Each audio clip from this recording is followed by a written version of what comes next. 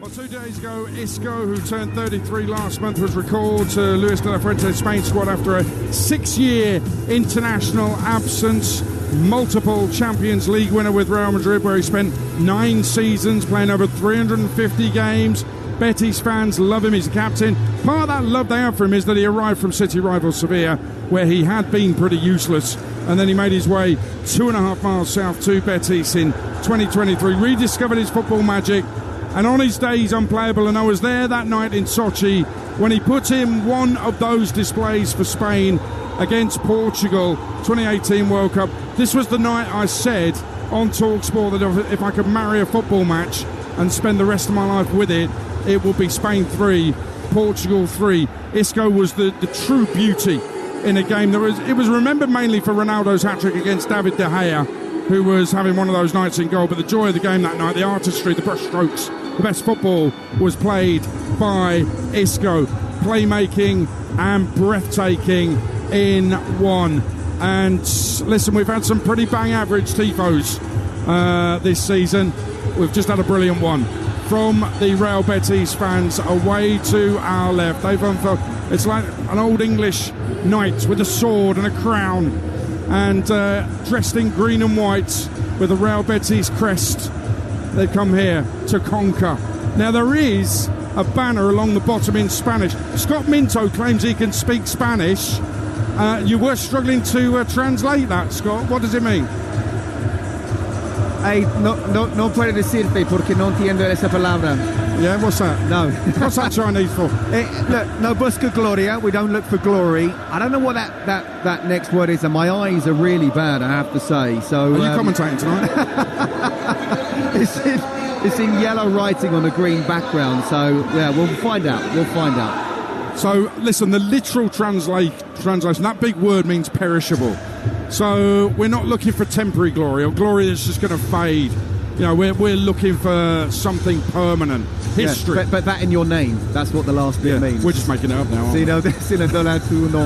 There was a big tifo from the Chelsea fans, which was, it said at the top, London's first, London's finest. There was the Chelsea lion underneath it, and then underneath that, Pride of London, because as we know, Chelsea, the first and so far the only London club to win the Champions League. They've not just done it once, they've only gone and done it twice, and it's annoyed every other London club, especially Arsenal. Go on the Chelsea.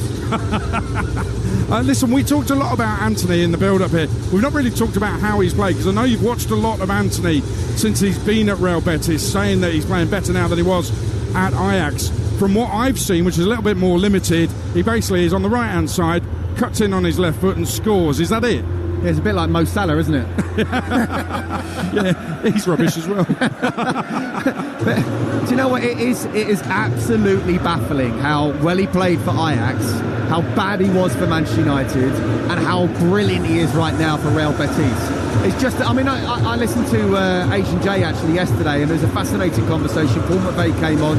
Sam Allardyce listened in and then even called and said, actually, he can't believe how there aren't sports psychologists at football clubs in there every single day. And you know, at this level, everybody's good. Technically, tactically, physically, and then it's about what you got between your ears. Well, I was asking you about how Chelsea deal with him if he's that good. Oh, how Chelsea deal with him? Well, Marc Cucurella, to be fair, you know, I think he's been one of Chelsea's best players this season. Probably, I mean, just behind Moises Caicedo and a little bit ahead of Cole Palmer in terms of consistency of the whole season. I think he's got a job in his hands, without doubt, tonight, defensively, because he realises that he will want to come inside on his left foot, where it's his best foot, and the goal will open up. By the way, he has scored goals with his right foot for Real Betis, but there's no doubt about it, he'll want to do that. So, if I'm the left back now, I'm saying, first of all, I want my midfielder to make sure that he sits in almost in front of him as that ball's coming out, and not let him have the ball in the first place. That's obviously not going to happen for the whole 90 minutes. Once he gets the ball, I want my centre-half to come across, and everyone else has got to shuffle across. And Moises Caicedo's then got to almost sit in front of that back four. He can't be allowing Marc Cucurella, or Chelsea can't be allowing Marc Cucurella to be on his own in a one-on-one situation. Because people have got to forget about the Manchester United Anthony. This is a really good Anthony right now. And if Marc Cucurella is not absolutely bang on it from a defensive point of view, this player can hurt Chelsea for sure. And this is a problem because Marc Cucurella's role in recent times has been to add to the attacking prowess of Chelsea as well. He's been very good at coming in from left back and getting into the box. One of the things that Anthony's been brilliant with is direct running and breaking at lightning speed. Yes is the answer to the question. Is it just chopping in on his left foot and putting it in the far corner? 80% of the time, he's scored 9 goals since he's been back at Real in Spain in Real Betis, and 7 of them have come that way. 2 from the right foot. He's created goals as well. But his significant contribution is the way that he's lifted the rest of the team. They've played 25 matches since he arrived. They've only lost 4. Wow, that's some stuff. Yeah, he's taken them from 12 to 6. But you know what, like Mo Salah, and obviously not putting him quite in that sort of level, but it's just, the principle is the same. You kind of know what to do from a defensive point of view, but it's one thing knowing it, it's another thing doing it. I remember playing against Chrissy Waddle, and he was about 34 and he came off the bench. And I'm thinking, oh my goodness me, I even said to him, don't you do that step over on me. And you know what he's going to do, you can't stop it. And honestly, he's one of, probably just behind Isco, Real Betis' main player tonight.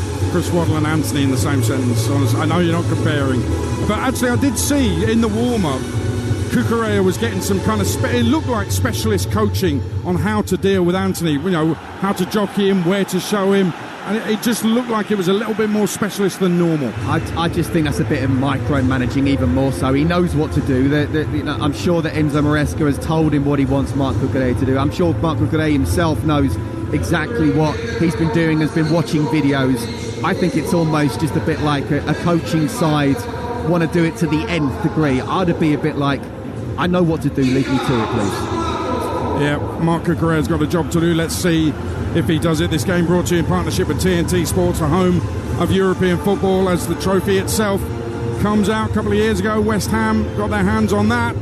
Can Chelsea repeat the feat and become the second London club to win the Europa Conference League? Well, they've got a front four that can do it, Scott Minto. Madueke, Palmer, Neto and Nicky Jackson back up front. You and I have been the only ones consistently positive about Nicholas Jackson since he arrived at English football. Yeah, when he first came, I saw the raw talent. And I remember interviewing him actually for Talksport, and we mentioned that, or I tried to go around the question of how do you feel when you miss those chances, and he said, I find it hard to sleep at night.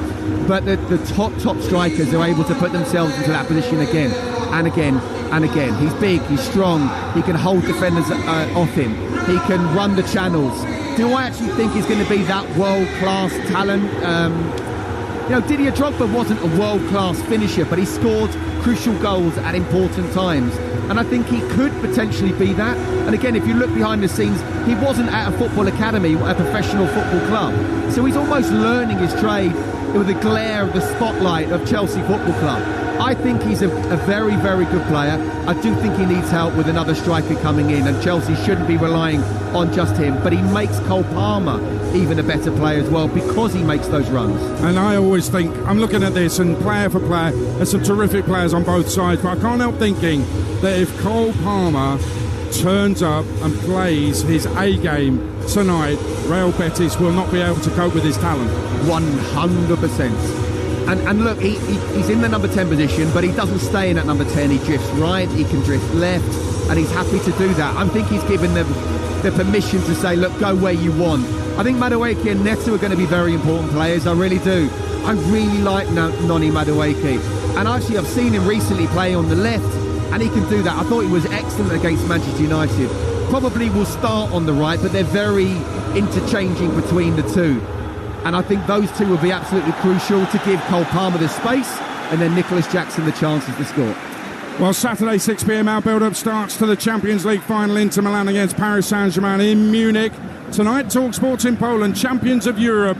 Chelsea have already sung that a couple of times, but they've never won this one. And the fans really want to add this trophy to their massive collection. It's the Europa Conference League final. Real Betis against Chelsea, live on Talksport with former FA Cup winner with Chelsea, Scott Minto, and your commentator on Talksport tonight, Sam Matterface. Thank you, Adrian. Yes, Chelsea have completed one job now to bring back the thirst for silverware. Enzo Maresca hasn't got everything right. in his debut season as a top-flight head coach, but he has led them back to the Champions League, and he was saying the right things yesterday, and that isn't always his forte. But he knows that he will go down in history if he inspires Chelsea to victory tonight. They will be the only club who has won all 5 of Europe's major prizes. It's a chance to be unique. He will also be the first man to end the incredible streak of Spanish teams in finals.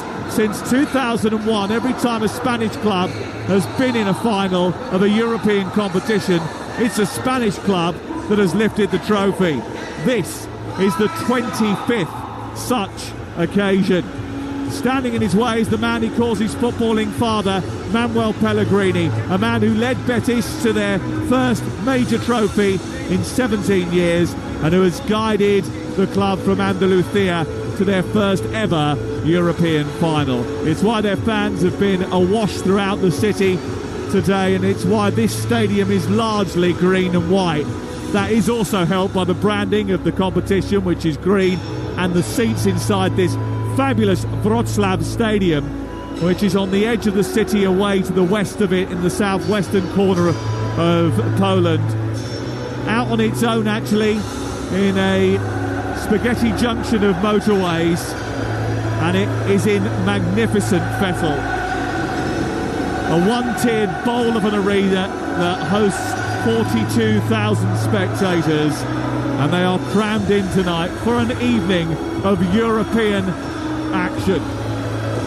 Chelsea's team news has raised some eyebrows. No Colwell and no Reece James, the captain. So they start with Jorgensen in goal, Gusto, Chalobah, Badiashile and Cucurella the back 4, Fernandes and Caicedo in midfield, with Madueke, Palmer and Neto behind Jackson in attack.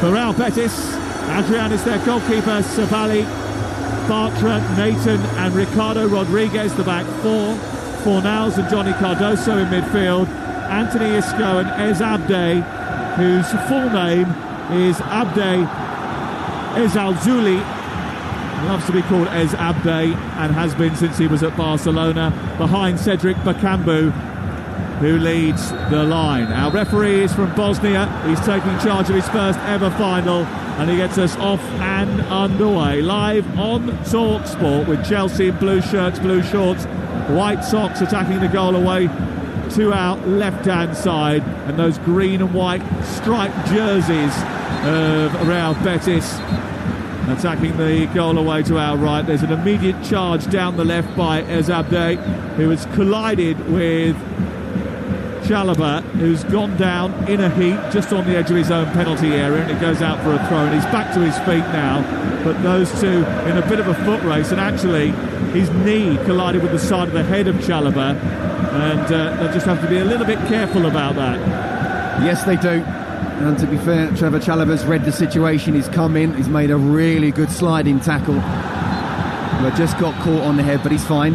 It's interesting that it's Noni Madueke on the left, Pedro Neto on the right. I said about how against Manchester United, I thought Noni Madueke played really, really well, and it was just an absolute sort of old-fashioned left-winger type, so he can certainly do that tonight. Yeah, and they will, if they don't get the joy that they require, go and switch wings and try and cause further trouble. As the ball goes back to the goalkeeper, Adrian is under immediate pressure by Nicholas Jackson, and Jackson illegally putting him under pressure as he looks to play out from the back, pressing high up Chelsea. The free kick given against Jackson, who's returning from that domestic suspension, but an important sort of marker being laid down there by Chelsea to press them right from the very off. Absolutely. I'm sorry, that's not a foul. Nicholas Jackson is hounding down on Adrian there, and he's taken a poor touch and he's trying to get rid of it. And even though it was given, I don't think it should have done. I think it does send a message for sure that Nicholas Jackson's up for it, and Adrian had better not mess around at the back.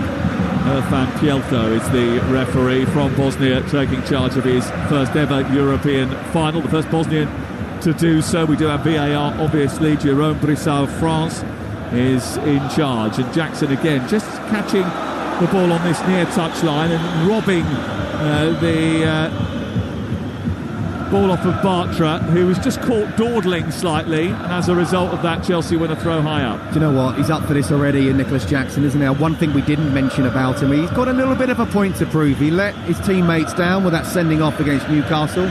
They've brought him through by finishing 4th. Now he's got to go on and help them win this European trophy. Won by Bartra and sent in behind, and Bakambu was ready and off between the two centre-backs. And over on the left-hand side, Ez Abde also looking to spring, and that is a direct example of what Betis can do to unsettle Chelsea. They're very good in transition. Chelsea ended the season with victory on Sunday. Betis have had 2 extra days rest, and Chelsea, who are the youngest team in the Premier League, they're up against a team with a lot of European experience coursing through their veins. Malagusto making a mistake on the ball, coming in from right back and going into central midfield. He gives it back to Jurgensen, who clips it out to the right fullback area. Chalobah steering it forward. It's 1 in midfield, but there was a foul on him over on the far side, Chalobah, by Bakambu, and it's going to be a free kick to Chelsea inside their own half. 3.5 minutes played. It's Betis 0, Chelsea 0. High intensity, isn't it, from both sides, trying to push up as much as possible, not allowing the back fours any sort of time on the ball. Let's see if they can keep this up and who can beat the press, and perhaps who can nick it off them and get a chance on goal. And the idea of having the inverted right back in Malagusto coming into midfield has been Caicedo, has been James at time. Only very occasionally has it been Malagusto recently. Is that because they want to get Enzo Fernandez further up the pitch? Yeah, I mean, whoever's playing right back, whether it's Caicedo, whether it's Reece James, whether it's Malagusto, absolutely the right back pushes in. Marco Correa does, by the way, at times. This time he's tucking around and making sure it's 3 at the back, but he likes to bomb on as much as possible. And yeah, when the right back goes into midfield, that allows Enzo to move forward. Ball clipped forward by Jackson, almost snuck through to Palmer on halfway. It's been misread by Malagusto, who overcommitted, and Ez Abde is now speeding away down the left-hand side. He gets to the edge of the penalty area for Betis, down to the byline, produces a cross, takes a deflection, comes in, the header is by Anthony, it's over the top of the crossbar, got up high, headed it over the top of the crossbar, and there's just an example of what can happen though if you do get dragged infield, then have to readjust, then try to overcommit as Malagusto just did, and then left space in behind. But that's the problem, that's the defensive problem of an Enzo Maresca and lots of managers that play this type of style where they want their fullbacks to be like an inverted midfield. If the opposition can win the ball back quickly, where's the space? The space is vacated by that right back, and that's exactly what Ez Abde did. He got the cross in. Fortunately, Anthony wasn't able to get a proper header on it. Chelsea have been in good form recently. They've won 7 of their last 8. Betis haven't won a game since they qualified for the final. Here's Palmer dancing down the right touchline, getting into the box. A lovely ball in towards the near post. Just took a little flick, actually, I think, off the defender Nathan, and went into the arms of Adrian. But well won by Caicedo, bounding forward and putting pressure on the midfielder, who looked to try and play out. Again, the foul has been given against him. I'm not sure about the initial one, maybe the second one. Sabali eventually getting back to his feet after a confrontation with Moises Caicedo. Well, he certainly got hold of the ball first. Yeah, he did, but his legs were wrapped around Sabali, so he could probably say it was a foul, but it's been great intensity from Chelsea so far. Great intensity from both teams, and very quickly now Betis spring an attack down the left-hand side. Isco going on the outside, low cross in towards the near post, fumbled by Jurgensen, and almost went through to the Bakambu, and it was collected eventually by the Danish goalkeeper, who bowls it out into midfield. Great start to the game here in Wrocław. Out on this near touchline is Nicholas Jackson of Chelsea as they quickly turn defence into attack. It's taken on by Enzo Fernandez, out towards the left-hand side. Now Noni Modueke trying to go on the outside of Sabali, gets to the byline, produces a cross, a little deflection, takes it centrally. Bartra is pressurised by Jackson. That's going to be another free kick. I think the Chelsea players are going to have to be a little bit careful with the physicality because the referee's blowing for everything. Yeah, absolutely. I mean, first of all, that's going to be a great little individual battle, isn't it, between Modueke and Sabali. Modueke did really well, again, just going down the outside. Sabali did well to get the block on. Slightly concerned down the other end. There was a chance for Bakambu there. And the way that Betis are playing at the moment, it's a very open game for both sides. I mean, look, I wonder whether it would be actually quite a boring first half. It's been a really enjoyable first 7 minutes so far. This is the style of play that Betis have been used to recently. Quick, sharp, high-tempo games. They're an aggressive side. They actually took a 1-goal lead to Florence in the semi-final, but they didn't sit on it. And actually, they took the game on and tried to win that. And Fiorentina, as a result, scored twice in the first 15 minutes. Both of those from corners. Yeah, and I think if you look at Manuel Pellegrini's teams, it's how he's been playing pretty much all his career. Johnny Cardoso wins it in midfield. It was a loose pass from Badiashile which put Chelsea in trouble, but Enzo Fernandez has won it back. Palmer's got it halfway.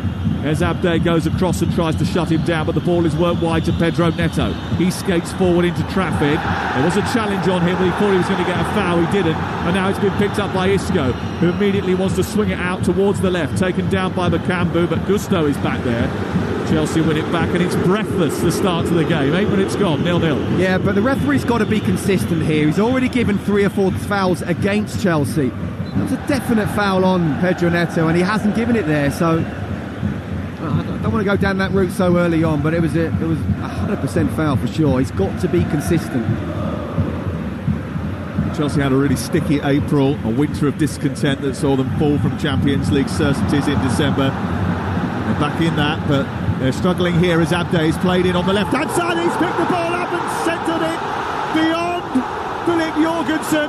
Chelsea guilty of giving away a chance early in the game, and Ed Abde has taken that from just inside the box on the left-hand side. He struck it low and hard. Jorgensen dived to his left but couldn't reach it. And after a really fast start to the game, Real Betis have taken the lead. 9 minutes gone, Betis 1, Chelsea 0. Well, the way this game has gone so far, I'm not surprised there's been a goal. Obviously really disappointed it's gone to Betis, but they have been very, very good going forward, and Chelsea just gave the ball away. Talked about how their pressing so important. It's a wonderful ball from Isco. I mean, just goes to show, using all his experience and class and 9 years at Real Madrid, realising where the pass was. It's a good first touch from Abde. And look at that finish with his left foot. Wonder strike. Trevor Chalobah not able to get close to him, and Jorgensen getting nowhere near it. Really good finish from Abde. Well, Isco played the vital pass, but Abde came up with a terrific finish from inside the box, but there was no pressure on the ball once he received it. Nobody shut him down, and with their first shot on target, they scored the opening goal of the Conference League final. And that will give them something to defend. Not that they're a team that regularly do that. And Enzo Maresca, who knows how to win European finals, was the man of the match in 2006 when Sevilla, Betis arch rivals and city neighbours who are synonymous with European success, beat Middlesbrough. Oh, and that's a poor header by Chalobah, which is going to allow Bakambu to chase it down after a long kick forward. And Chelsea just haven't quite settled perfectly yet. Enzo Fernandez wrestling in midfield. Free kick is given in his favour. But it's been a quick and fast start to the match, and Betis have taken advantage of that. Yeah, look, I mean, Chelsea going forward, and certainly when they've been trying to press, have been very, very good. The problem is trying to play out. And again, we talked about which team, both teams trying to have that high intensity, high press, and can one of the teams sort of nick the ball and then attack, and that's exactly what happened. But still, the class of Isco with that pass was just a really sublime pass. I mean, Aid was talking earlier on about Cole Palmer, and you're right, Cole Palmer can still absolutely enough time to be a match winner, but he's been raving all day about Isco as well, and you can see why. What a wonderful pass that was. Away to our left-hand side, you can see the Real Betis supporters bouncing in unison, clapping as one. Green flares sending billowing green smoke up into the roof of the stadium. The floodlights illuminating the misty cloud of green haze which is enveloping this stadium. Great feat from Palmer on halfway, sending it wide and out to the right for Pedro Neto. Neto on towards Malagusto. He's overhit that pass and it goes behind, shepherded by Nathan, and out for a goal kick away to our left-hand side. Do you know what? It's been a good start from Betis, but Chelsea just have to realise that they still have the quality to go on and win this match easily. Just a real simple pass from Pedro Neto, just giving the ball away, and it does feel that that's kind of just flustered Chelsea right now. Just get back to what you were doing before, try and press high, do what Betis have done to you, you do to them. and just get hold of that midfield as well. It's one again in midfield, and Abde is away down that left-hand side, and Abde trying to turn away from Gusto. He's fed it into Isco. Isco with neat feet, back out to Abde again. His low cross into the box is too close to Jurgensen this time, and he gathers it at the near post and will clear it away. Betis 1, Chelsea 0 on Talksport, and it's Abde who has scored the opening goal of the game, his 9th goal of the season. He scored in both legs of the semi-final, signed from Barcelona a couple of seasons ago. And again, Chelsea guilty of giving the ball away, Scott, as they're trying to play out from the back. Anthony nabbing it this time, and Bartra travels forward, feeds Bakambu in towards Bartra, who tries to chip the goalkeeper, and Jurgensen has to pull out a big right hand as he was backpedaling to push it over the top, and it's out for a corner. Well, it's an excellent save, but really it is one he should be making and shouldn't be beaten from there. But it just goes to show how much Betis are on top at the moment, and how vulnerable are Chelsea trying to play through the thirds, not able to do that. The press really good from Betis, and then what's worrying is one thing to sort of give the ball away, it's another thing within 1 or 2 passes they're open. Isco, a little 1-2 with Anthony down the right hand side, clips it to the edge of the area, and the left footed shot from Sabali on the volley was a little bit wayward, and it went into the Chelsea fans behind the goal away to our right hand side. It has been a chaotic start to the game, a frenetic start to the game, but it is Real Betis of Andalusia, of southern Spain in the sunshine, that have started brightly and taken advantage of that chaos and frenetic tempo. Here is Chalobah guiding the ball upfield towards Cole Palmer. Palmer trying to play it infield, and interestingly Chelsea gave the ball away in the build-up to the goal, and it's that area of the field, that centre-half partnership, which was under scrutiny when the team sheet came out. Here on the near side is Madueke, picking the ball up and running to the edge of the penalty area, trying to dive infield, gets bundled over, comes back out to Caicedo, who cracks it. It's repelled to halfway. Now Isco is beaten to it by Badiashile, fighting with him. There was a handball there against Badiashile, and the free kick is given in favour of Betis just short of the halfway line. This is Talksport live on a Wednesday night in Poland. It's Betis 1, Chelsea 0, and Betis have a free kick just inside their own half, just right of centre, and they want to make sure that they're in control of this game now, having taken that lead, that early lead given to them by Abde. And Chelsea just need to, regather their faculties a little bit, get their composure back. Yeah, absolutely.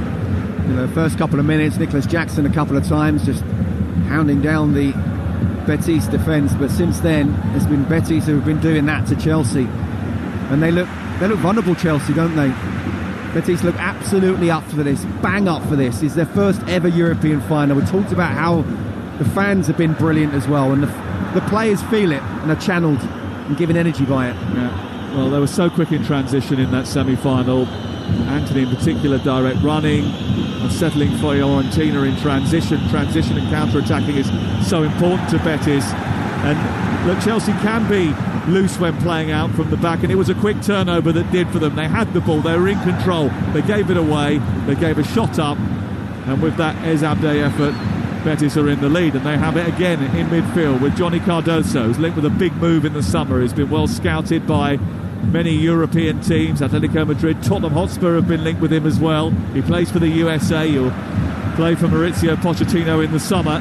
He guides it out towards the far side, then comes back to Marc Bartra, scored in La Masia. Isco, a little feint to receive the ball back off Bakambu, and then he turns it round the corner and tries to play it into the channel for Bakambu to get hold of it. And Bartra times his intervention badly, brings down Nicholas Jackson as Chelsea look to counter-attack, and it is a free kick just left of the centre circle inside Chelsea territory.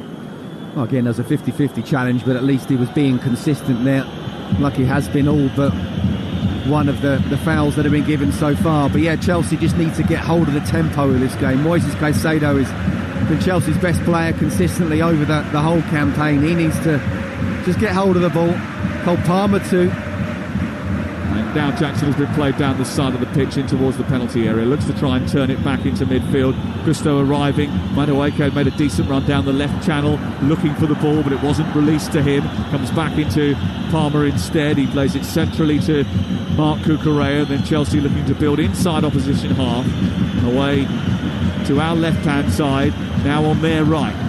Neto skating up towards the edge of the penalty area. Palmer wants it just back from the edge of the box. He gives it back to the Portuguese Neto, who went to threaten to send in a left-footed cross, but then went wide to the right where Palmer had continued his run. He weaved his way into the box and now he's inside it, but he's being dispossessed. Neto comes across and wins it. Chance to cross from the second occasion now, over by the touchline, but Betis working really hard to stop him from getting a decisive ball into the area. Picked up by Caicedo. Caicedo scooping it out towards the far side. He's overhit that, but the referee said it didn't go out of play. Ball picked up by Caicedo. Plays it in field. Benoit Badiashile chips it out towards the left for Chelsea. Chelsea in those blue shirts looking to come forward. Back in field it goes to Cucurella. Cucurella wanders in field now. Gives it to Badiashile. Betis just camping back on the edge of the penalty areas. Chelsea enjoy a period of possession where they are smothering Betis, and Betis just holding their shape well and keeping them at arm's length. Yeah, they are, and they can't just give a ball away like they have just then, because Betis have been really good on the counter. And they're coming forward again here, and Anthony just nips it away from Badiashile, forced him into the left full-back position, then encourages everybody else to join him on the press. They didn't quite do that, and Chelsea got it back to Jurgensen. Look, Betis cannot keep this up for the full 90 minutes, so just keep pass, move it around, try and tire them out, and if again in the second half things start to open up, that's fine, but don't just start giving the ball away or panic in any way whatsoever. You're 1-0 down, not started well, but you've still got the quality. Keep your head. Good touch by Enzo Fernandez, infield to Caicedo, out wide to Palmer. Palmer now onto Neto, races up towards the edge of the box, left-footed ball into the area, headed away by Sabali. It comes out to this near touchline. It's picked up now by Madueke. Chelsea on the front foot again, trying to prise open this Betis defence. Betis don't keep many clean sheets. They score a lot of goals, but very rarely do they keep teams out. They haven't kept a clean sheet in their last 11 outings, which is encouragement for Chelsea, trying to slalom their way through with Palmer from the right hand side, trying to be direct, but Isco was there. He's then sent a long ball forward up towards Anthony, who's got the better of Badiashile, who should have really dealt with that, didn't. It was played in field towards Bakambu, and then back to Anthony, who's kept hold of it really well. And now Betis have possession inside Chelsea territory. Ball played forward by Fornals into the path of Cardoso. Now Ezabde's got past Gusto, then chopped inside, laid it back. Here's Cardoso. Oh, he's fired it over the bar. Might have taken a deflection on the way through and gone out for a corner. But it's a golden chance for Betis, who opened up Chelsea with relative ease, getting past Badiashile initially, and then Gusto, like he wasn't there. Ezabde just skating past him on this near touchline. It was a poor challenge by Gusto, and when he chopped in past Caicedo, it fell to Cardoso, by which time Badiashile recovered and deflected it behind for a corner. Look, Chelsea cannot afford to go 2-0 down here. I say Betis can't keep this up for the full 90. They don't need to if they score the second goal. A number of poor defensive errors there have led to this. They need to do a lot better. Here's the corner, in by Isco, flicked away at the near post, comes back out towards the centre of midfield, and then Sabay goes down the right. The ball went through the legs of Jackson to reach him. Madueke then collides with Sabali, but the offside flag was up anyway. You're listening to Chelsea 0, Betis 1 in the Conference League final on Talksport with Enterprise Rent-A-Car. Making a big move or planning a clear out with vans of all shapes and sizes. If you've got a plan, they've got a van. Now look, first of all, Badiashile should have dealt with it better. Then it was a simple pass that broke the lines, and suddenly they're running at the back four. It's too easy to do. Malagusto misses his tackle, and then as that cuts inside, to be fair, Badiashile came round and got the deflection in the end, but Chelsea defensively, they look so open. They're not actually playing too badly when they're with the ball, but if they give it away, Betis are all over them and creating chances and look dangerous. They would have known that, having watched them over the course of the last few weeks and months. Absolutely. That's exactly what Betis tend to do. They finished 6th in La Liga. They haven't won any of the last 5 matches. but they have been resting and rotating since it became apparent that they would get a Europa League place and not a place in the Champions League. They've had a couple of days extra rest as well, but still, this is... and do you know what? A lot would have been taken out of that game against Nottingham Forest. But this is a European final. It's the last game of the season. Go on and win it. But it's a 90-minute game. Don't panic. Cardoso, lovely little turn in midfield, and then he gets the return from the left-hand side. There was a foul on Ez Abde before that ball came in towards Cardoso, and it's going to be a free kick over on the far touchline and away with Betis once again. They are a storied club, but one that has been in the shadows of their city rivals Sevilla for far too long. They've had to watch them lift trophy after trophy. That doesn't sit well. Now they've got the opportunity to have their time in the sun. They are desperate to show it, and they have started really well in the opening quarter of this game, but it is only the first quarter of this game. Yeah, again, I go back to the fact that it would be very difficult physically to keep this up. Yes, of course, they got substitutes, but Chelsea need to move them around, tire them out. Chelsea are seemingly much better in the second half than in the first. But they're going to have to be exactly that, the way it's gone so far, if they are to lift this trophy.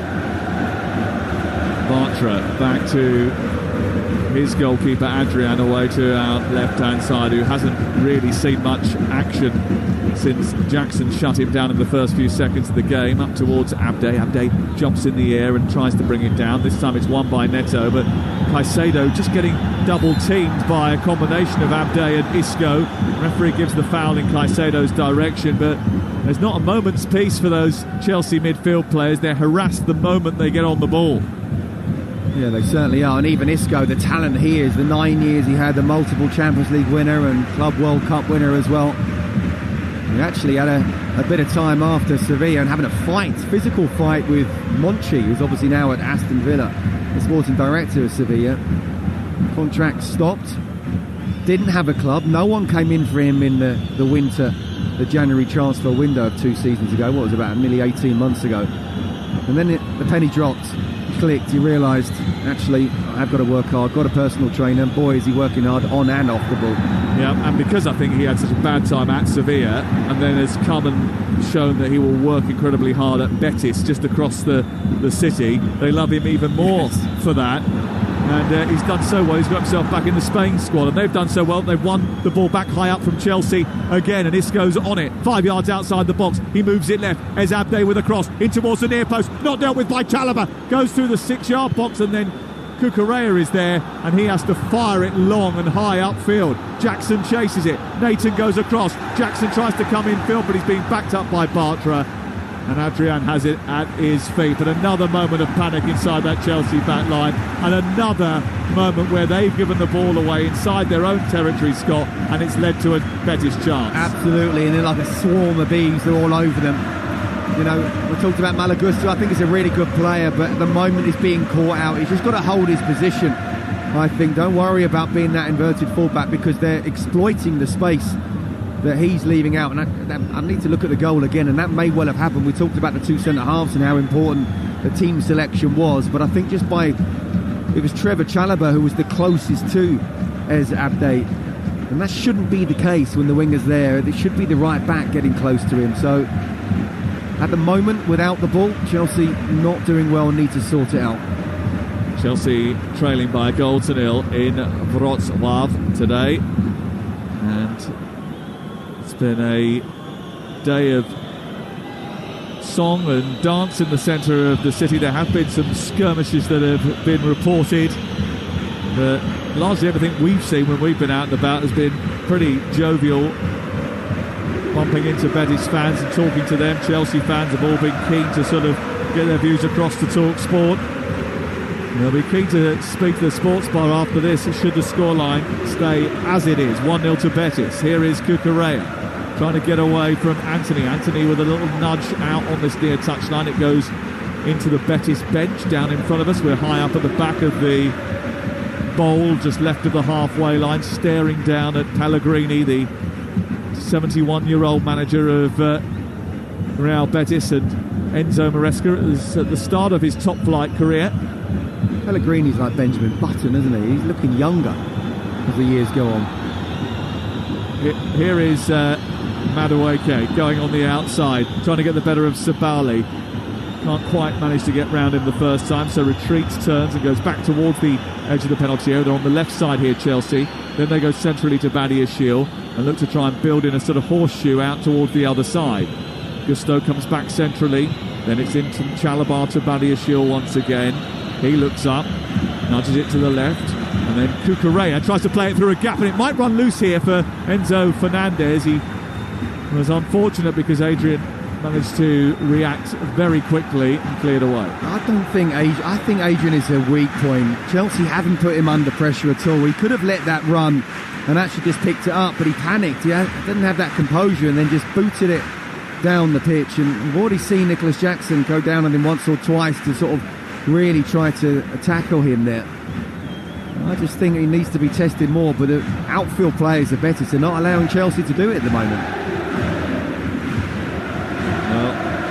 There's Abde, the man who has scored the opening goal. He's caused a lot of problems so far in the game down that left-hand side. We thought he would, and that was one of the reasons when I saw that Malagusto was in the team. I wondered whether or not it was the speed that he possesses that was one of the reasons, or the engine that he possesses, are the reasons that he was in to try and detail Ez Abde. Hasn't turned out that way so far. It's Ez Abde, the Moroccan, who has had the influence on the game. Betis trying to play out from the back. They look confident and sharp and a high tempo. Chelsea just a little bit, I wouldn't say passive, but I'd say they're not as sharp as their opponents. No, they started off in the first couple of minutes sharp, but then, Betis, almost like the first round, did well. Then rounds 2, 3 and 4 have gone to Betis, and now it's Chelsea's turn to sort of try and get hold of the tempo of the game. I mean, just on that sort of right back, and even put in Marco Correa in there as well.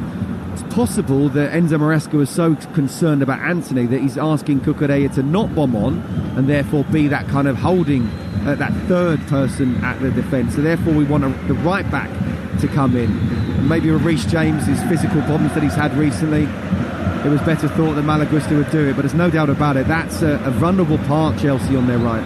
Well, Fornals has won it again. Chelsea have got it back again. Their passing has been sloppy so far, Chelsea. And now Ez Abde, he's out on the left-hand side. He's got the beating of Gusto. Low ball into the near post. Gusto gets just enough on it to steer it behind. And it's out and away for a corner kick over on the far side. Do you know what? I'd love to hear what Adrian's saying. He's absolutely livid at the moment. But one thing I would say, he's not allowed him to come inside Malagusto. It looks like then that Ez Abde has got half a yard, maybe even more than that, and then he's come back and made the tackle. So it's actually really good full-back play from Malagusto. Because Ez Abde is significantly faster than him. And he wants to come inside on his right foot. Ghosting past Jackson, pulls it back into the area. He's stabbed forward by Ricardo Rodriguez and then cleared away by Chelsea.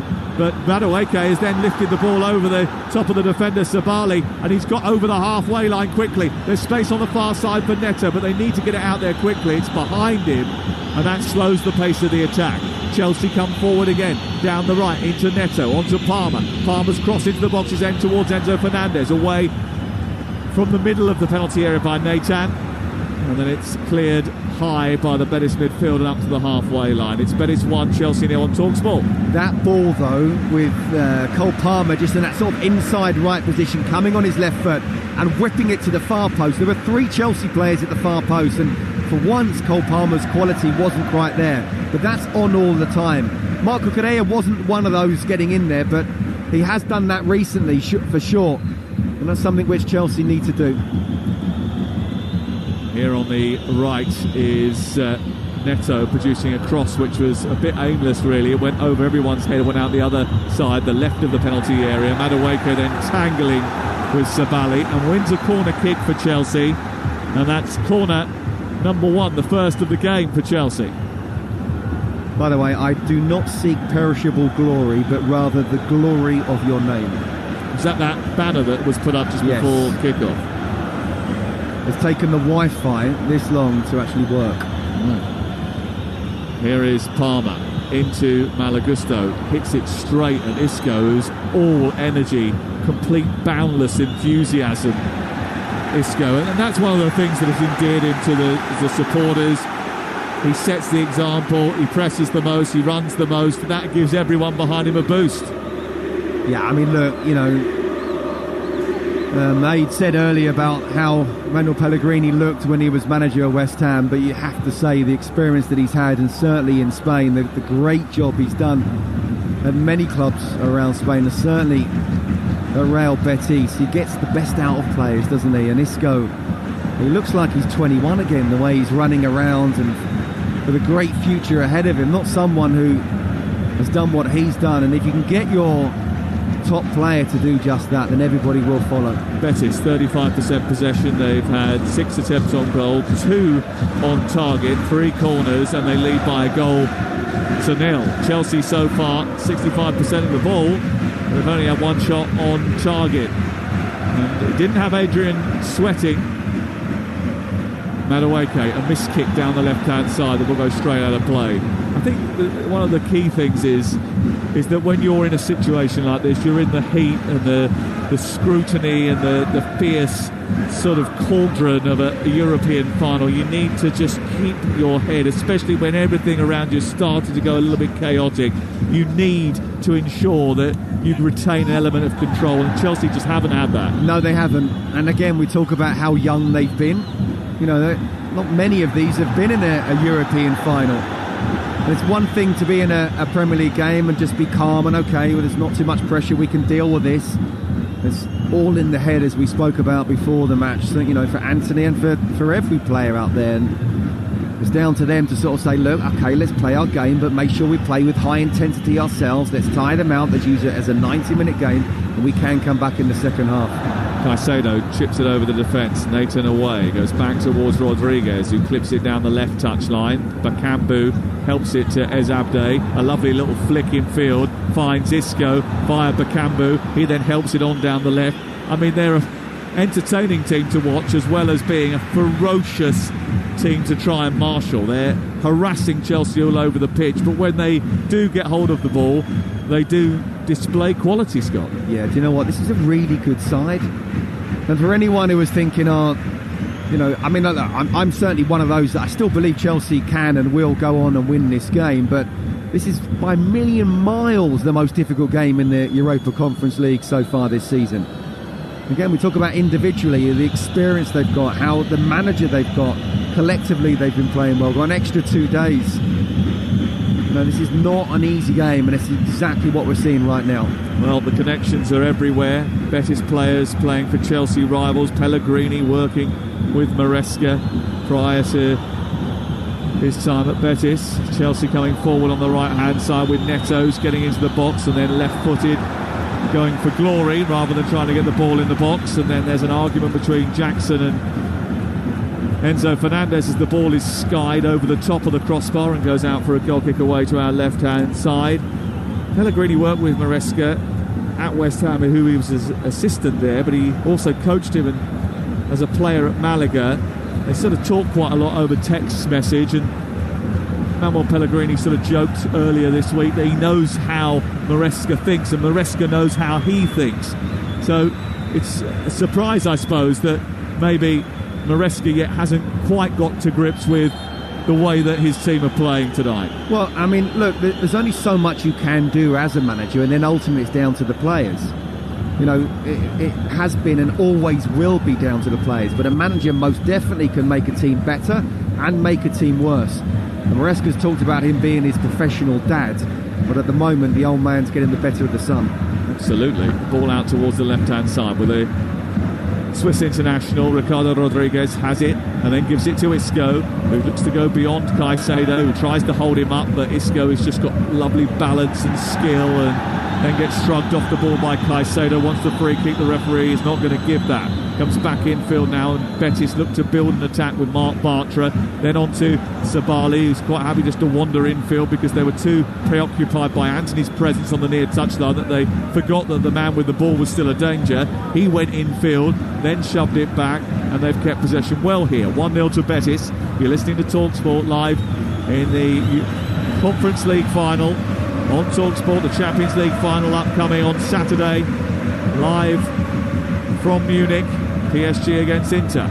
Abde flicks it on as Abde has found Isco, who's bounding down that left-hand side with the running power of a 21-year-old. Gets towards the byline, then turns back, feeds it into the path of Abde, who's gone on an inside run, not quite able to connect with that pass, and it's picked up by Jorgensen and it's cleared away. Betis on top. Yeah, well done Malagusto there. I mean, he lost the header initially and it was almost like a 2-on-1, but he got back to Isco, and also well done to Trevor Chalobah, reading the pass that Isco wanted to do and also having the composure just to let it go almost into the 6-yard box and Jorgensen pick it up. But there's no doubt about it, it's Betis who are in control of this game, both with and without the ball. Well, it may be the first European final for Betis. It's the 6th major European final, not including Super Cups, that Chelsea have been involved in the last 17 years. No English club has played in more major European finals in that period. Manchester United also played in 6. However, a lot of these players, this is a new sense of occasion for them. It's a new group that came together over the last couple of years and haven't played in a European final together before yet. Most of the players that played in the 2021 Champions League winning team have gone on to pastures new. Good ball infield towards Caicedo by Madueke. Now looking for Palmer. A little flick towards Jackson. Away by the defence. Picked up by Gusto. Crashes the edge of the box. There was a high foot maybe on Ezabde. The referee says play on it. Breaks to the far side, the right. Now maybe a chance for Chelsea to create something here. Palmer picks it up far touchline. Looks up. Again, he just flex back into a very defensive shape and are ready to pounce once more. Badia Shields then played an awkward ball into Palmer, which he just about dealt with. Gusto, and then on halfway, Chelsea looking to build again. We've got 6 minutes to go before half-time, and it's been a chaotic first 45 minutes, or it will have been a chaotic 45 minutes when we reach the half-time moment. And that was another wasteful ball down the touchline by a rather casual Madueke. Fornals almost put his team into trouble. He believed that there was an offside flag that should have gone up prior to that. Eventually it does, and it's going to be a free kick in the right full-back position for Real Betis. 1-0. Well, it is going to be interesting if it stays like this to half-time. If Enzo Maresca decides to do something in terms of changes, I personally don't think he will, but he certainly needs to change something, because Betis, they're not having all the lion's share of the possession, but as I say, they're in control even without the ball. Their pressing is so good, their organisation is so good. They're forcing Chelsea to do things that they don't want to do, and then they're also funneling them into the midfield where they're trying to get 2 or 3 players around them and nick the ball and try and attack really quickly, where Chelsea then look vulnerable. Betis have scored in their last 21 games. They were always going to show that they had teeth, and they've done that already in this game. Fernandes has just given the ball away to Fornals inside his own half. It's been pumped out to the left, and Ezabde, the goal scorer, he's got it again and he's trying to take it down the left touchline. Isco popping up everywhere. He's great at commanding the ball, and then he gets it back, and he's fouled by Caicedo from behind, and that's going to be a free kick 6 yards outside the box wide on the left hand side. Well, he was everywhere there, popping up, playing the one-touch football, getting the ball back off of Ezabde. And then when he received it right on the edge of the area, Caicedo just overcommitted, a bit of frustration there, and that's going to be the first yellow card of the game. Yeah, Isco just gets the wrong side of him. It's the tackle.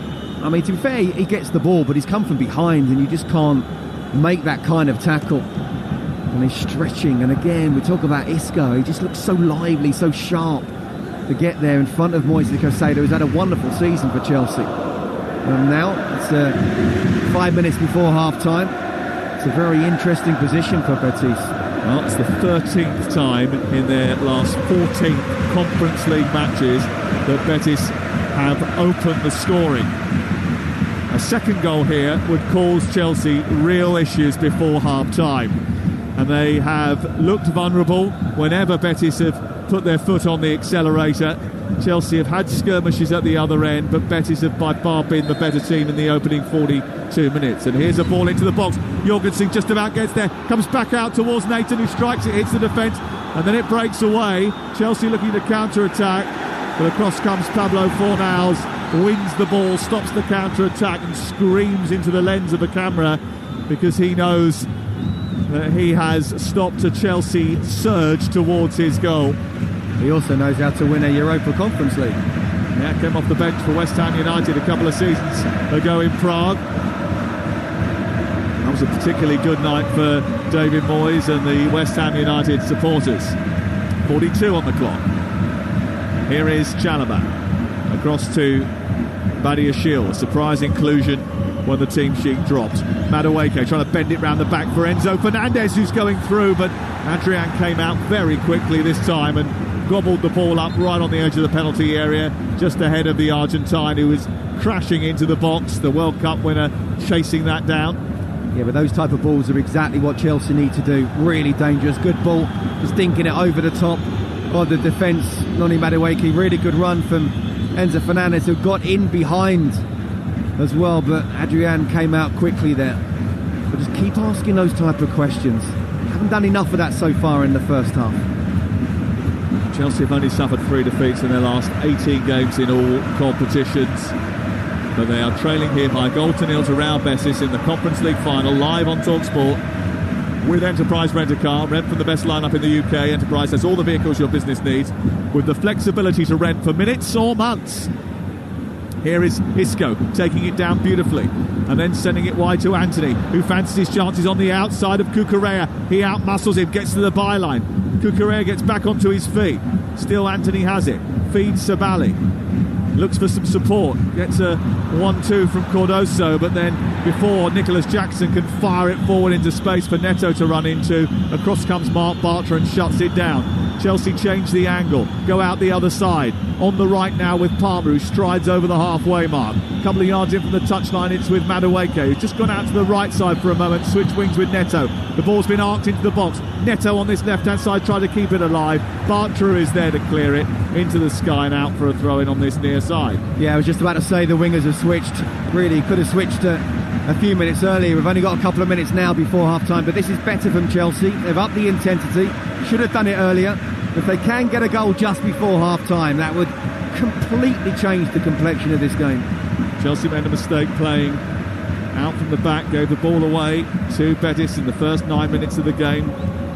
As a result, Betis constructed an effort which outwitted Jorgensen into the far post, and it's 1-0. Here is Isco, had a hand in that, and has had a hand in quite a lot of what has been good about Real Betis in the opening 45 minutes. And the speed with which this game is being played means that the event itself has hurtled along. We're almost at half-time. It's been an absolutely breathless first 45 minutes of conference final football. Yeah, I can't quite say it's been a brilliant first half with Chelsea being 1-0 down, but absolutely I do agree with you. One thing I can admire is Betis' tactics and the way that they've just closed Chelsea down and attacked when they've wanted to. Here is Cole Palmer in the number 10 position. Fernandez gets hold of it, sends the ball forward. It's cleared half by Ricardo Rodriguez, comes back to Cucurella. Now it's Neto on this near touchline. Bit of space for Enzo Fernandez, who tries to shoot to the far corner. Took a little deflection on the way through, and in 1 minute of additional time at the end of the first half, we have another Chelsea corner. Well, I'm not sure Chelsea quite deserve to get an equaliser, but as I say, if they can, what a great momentum shifter that is. But at least in the last 5 or so minutes, they've been able to get hold of the ball, play more in the final third, just not quite test Adrian enough. Here is the corner then, far side. Chelsea behind the 8 ball here, trailing 1-0 to Real Betis of Spain. A right-footed outswinger in towards Chalobah, who went charging towards it. Mark Bartra with a commanding header. It's dropped for Anthony. Lovely skill to turn the ball forward. He tried to just loop that out to the left of Pablo Fornals. He was blocked, and then when Ricardo Rodriguez tried to work it out towards the left, he just overhit the ball, and Chelsea retrieved possession. They nearly played our minute of added time at the end of the first half. It's 1-0 to Betis. And Chelsea coming forward with Caicedo, trying to keep alive the attack, looking to get back into the game before the break here. Now Jackson takes it down the left, gets it onto his right foot, into the penalty area. Caicedo tries to slip it into the path of Cucurella. Good tight defending by Betis, stops it from reaching Cucurella. That's headed away towards halfway, and that's the last action of a absolutely frenetic first 45 minutes, in which the tenaciousness and tempo of Real Betis completely outfoxed Chelsea. Chelsea complaining about a couple of decisions that went against them in that first half. They maybe didn't think that the referee was as even-handed as they expected him to be, but they are behind courtesy of an Ez Abde goal after 9 minutes. The last time a La Liga team lost a major UEFA final to a foreign outfit, was when Valencia were defeated by Bayern Munich in the 2001 Champions League final. And if Chelsea are going to end that run of Spanish success, they're going to have to do so from behind. At the break, Betis 1, Chelsea 0. Well, Caicedo, Palmer, Fernandes are still out there. They've been arguing with the referee. Get in the dressing room and try to work out why you're playing so terribly. Very much second best, maybe even third best behind the officials. Awful from Chelsea. And I look away to my right, and the fans who've travelled a long way for that. There was no pattern of play, there was no quality whatsoever. And then you go back to the team selection. Before we do all that, let's just take a moment to just pay tribute to Isco. I know I love him, but honestly, I mean, what a playmaker. And when it comes to playmakers, he's making Cole Palmer look like a sausage maker, never mind a playmaker. He's unbelievable.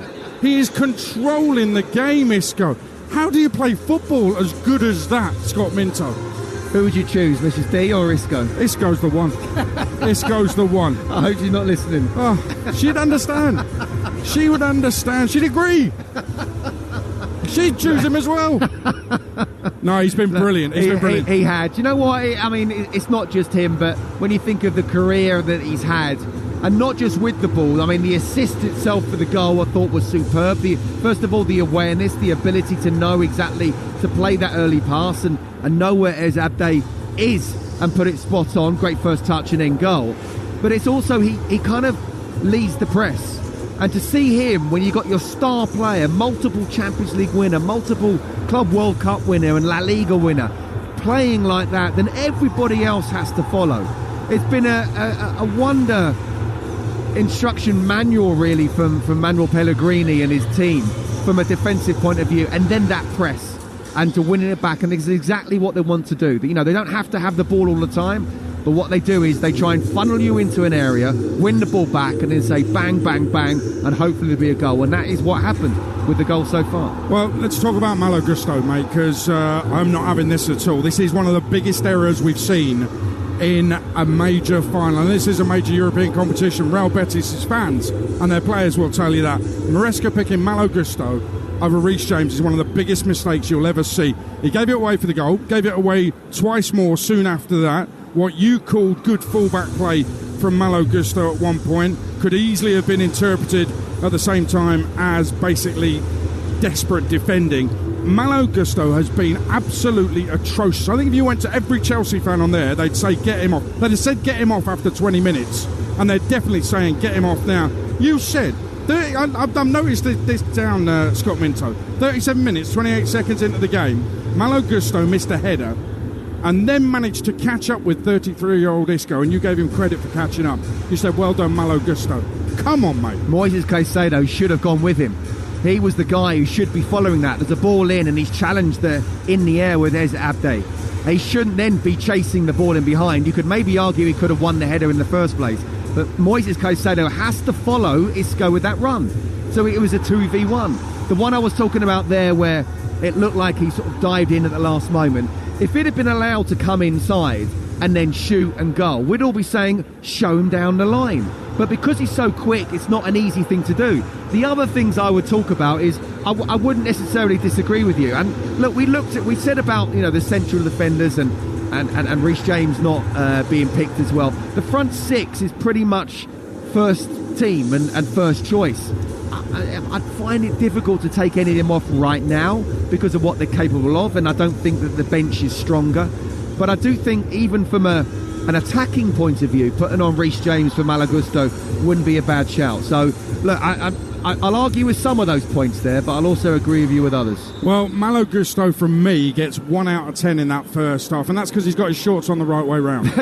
Are you giving marks out of 10 after the game? Well, I think that's going to be the end of his game. So, I mean, he gets 1 out of 10. You have to check his boots on the right way. You did say, actually, just before half-time, I don't think Enzo Maresca will change anything at half-time. Why wouldn't he after watching that? Personnel-wise, I don't think he will. As I say, the only person... You tell me who comes on attacking-wise. Well, I think Reece James on the bench is just better all-round player. Yeah, that change has well, that's to what happen. I've said. That's what I've said. I mean, he's also better attacking. Well, yeah, and I'm agreeing with you on that. But I think he will wait in terms of going forward just to see what can happen. But again, I mentioned quite early on, it's all very well having those kind of tactics of having the inverted fullback coming in. And quite often it can be Marc Cucurella, but I think he's just been told almost to not go forward and make sure you keep Anthony quiet, which he's done so far as well, by the way. But I just think when you actually be that inverted fullback, there's a space in behind, and people have to fill in for that. Look, in terms of the goal, yeah, you're right, Malo Gusto, it wasn't him who actually gave the ball away initially. As he comes into midfield, sorry, apologies, it was him who gave the ball away. Then he's got to get back in, but also there's got to be someone in behind just following the run of the goal scorer, and that's not what's happened. Going forward, I think it's going to be very difficult to make changes, but he's going to have to if it stays like this on 65, 70 minutes. The one change I would make, which I'm just saying I don't think he will, is Reece James to Malo Gusto. Yeah, I definitely think he should. I would believe every single Chelsea fan thinks he should. And I don't know about the 1 out of 10 for Malo Gusto. I haven't checked if his shorts are on the right way round. So let's have a look at that. The only good thing, for me, the only positive for Chelsea, it's only 1-0. It could easily be 2 or 3-0 by now, because Real Betis have been that much better than Chelsea. Live on Talksport. Real Betis 1, Chelsea 0. You're listening to the Conference League final on Talksport with Enterprise Rent-A-Car. Rent from the best lineup in the UK. Enterprise has all the vehicles your business needs with the flexibility to rent for minutes or months. The game's been entertaining. The commentary from Scott Minto, even better. Kick off on Talksport with Ladbrokes. Supercharge your odds with our Odds Boost button. Selected markets applies to first £50 of stake. Terms apply. 18+. Gambleaware.org. Off on Talksport with Ladbrokes. Supercharge your odds with our Odds Boost button. Selected markets applies to first £50 of stake. Terms apply. 18+. Gambleaware.org. When you're growing a small business, you need someone who understands the ins and outs. And whether you're a tailor or an accountant, you need the tools to succeed. With an HSBC small business banking account, you'll have free accounting tools and access to our business specialists, virtually or in person. Because whatever your small business looks like, we're with you all the way. Search HSBC Small Business Banking Account to get started. Subject to application, eligibility, credit check and T's and C's. Visit hsbc.co.uk for details. Have a bet, take a punt, have a bet, bet, bet. Have a bet, take a punt, have a bet, bet, bet. Have a bet, take a punt, have a bet, bet, bet. Have a punt, have a bet, bet, bet. Enough! If you feel it's time to take a break from gambling, TalkSport Bet have the tools you need. Like time alerts to remind you how long you've been playing. Or self-exclusion. Make sure you're in control of your gambling, not the other way round. Find out more at safergambling.talksportbet.com. At Morrison's, for this week's fresh weekly specials, save a third with our British meat pack for £15. That's 22 pieces, including 6 burgers, 8 sausages, 4 pork loin steaks and 4 salmon cut sizzle steaks. So fire up the barbecue, whatever the weather. Invite your mates, all of the neighbours and your cousins, because that really is great value for a proper feast. Fresh from Market Street. Majority of stores subject to availability. Excludes online and Morrison's Daily. Ends 29th of May. Sport. It's in your DNA. And like SpreadX Sports, you live and breathe every moment. SpreadX Sports brings you a world of betting with flexibility and precision at your fingertips. Sports betting across all devices that's data-driven with real-time analysis. Visit spreadx.com/DNA for our joining offers. SpreadX Sports. It's in our DNA. 18+. Gambleaware.org. Conference League live on Talksport with Enterprise Rent-A-Car. Whether you're on holiday, at home or away this summer, Enterprise has locations all over Europe and a vehicle that's just right for you. The passion, the pain, and the poetry of the beautiful game. He fires it at beauty. The Europa Conference League final live on Talksport. Well, last week on this day, Tottenham won their European final. They're only playing Man United, though. Chelsea are playing Real Betis. They are 1-0 down. Let's get the half-time odds with Ladbrokes. Odds update on Talksport with Ladbrokes. Get money back as a free bet up to £10 if one leg of your Football 5+ acca lets you down. Pre-match straight-line accas only. Odds of 3-1 or greater. 18+. Gambleaware.org. Yeah, Real Betis leading Chelsea 1-0. Betis are 11-10 on to win in 90 minutes. Chelsea are 16-5. The draw in normal time, 11-5. That's the latest odds with Ladbrokes. 18 plus. Be gambleaware.org. Odds update on Talksport with Ladbrokes. Supercharge your odds with our Odds Boost button. Selected markets applies to first £50 of stake. Terms apply. 18 plus. Gambleaware.org. Well, obviously out there, subs are warming up. Reece James out there with a bib on, warming up, and the Chelsea fans have been singing Reece James. He's one of our own. They're going to be singing that anyway. They love him. He's the captain. He is one of their own. He's come through. He's a winner with them. But I would believe they would want him on. So let's see if there is going to be a change. This game brought to you in partnership with TNT Sports, the home of European football. Scott Minto, talk to me about what Real Betis are doing that Chelsea are not doing. How are they so in control of that first half? Yeah, and you can be in control of the game even if you haven't got possession. You know, the way they're set up, the way they're organised, they're trying to get Chelsea to funnel into midfield, and the moment that ball's played in, there's 2 or sometimes even 3 players swarming over. Even Moises Caicedo looks like he can't handle the intensity of Betis right now. Enzo Fernandez, he's played in the World Cup final, and yet it looks like he's a little bit out of his depth when we know how well he can play. And when that happens and you can't then get feed in the wingers, or even someone like Cole Palmer, and they're just at times trying to hit it long to Nicholas Jackson and hoping that from a physical point of view that he can turn something, into a goal, then it's just not good enough. They need to play a lot quicker. They need to make the pitch a lot bigger. They need to tire Betis out, because I said I don't believe that they can keep this up for the full 90 minutes. We'll have to wait and see if they can. Obviously, it's the first European final, and maybe they can run on fumes towards the end if need to. But I just think Chelsea need to up the intensity. And it's almost, I agree with you about Reece James, but everybody else I wouldn't necessarily... The front 6 I wouldn't necessarily change, but they all need to step it up another 5 or 10%. Having said that, I mean, you're talking, and we talked about the front 4 before the game, you're talking about the front 6. They've not been that special, have they? We know they can be, but they've not done anything, not really carved Betis open, have they? No, and that's my point. It's almost, I wouldn't necessarily, not at this stage anyway, at half-time, make any substitutions, but I would look them all in the eye and say, listen, I'll take any one of you off if you carry on playing like that. I do feel that Nicholas Jackson hasn't been given the service, and we know how good Cole Palmer can be. I mean, even the wide plays, again, it's about Enzo Fernandez and Moises Caicedo getting hold of the ball, stamping their authority in it, setting the tone and the tempo, where at the moment it's a swarm of bees all over them, and they've not been able to handle it. No, it's absolutely right. I mean, what I would say is that I thought you're absolutely spot on just before we went to the break. The only advantage, or the only positive is so much still in this game. It's only 1-0. So just one bit of moment, one class, one mistake, one set piece that we know that Chelsea, one of those, are capable of, or forcing a mistake. And suddenly, again, it completely changes. We could be here for a long night. Well, we could. And I think you're right about the tiredness thing. The intensity is high from Real Betis, and it could work one of 2 ways. And you played in a final, so you'll understand what I'm saying. You could give us an interpretation of it. It could work in a way that, they're running on fumes, and they do because it's a final, because they've got that back in.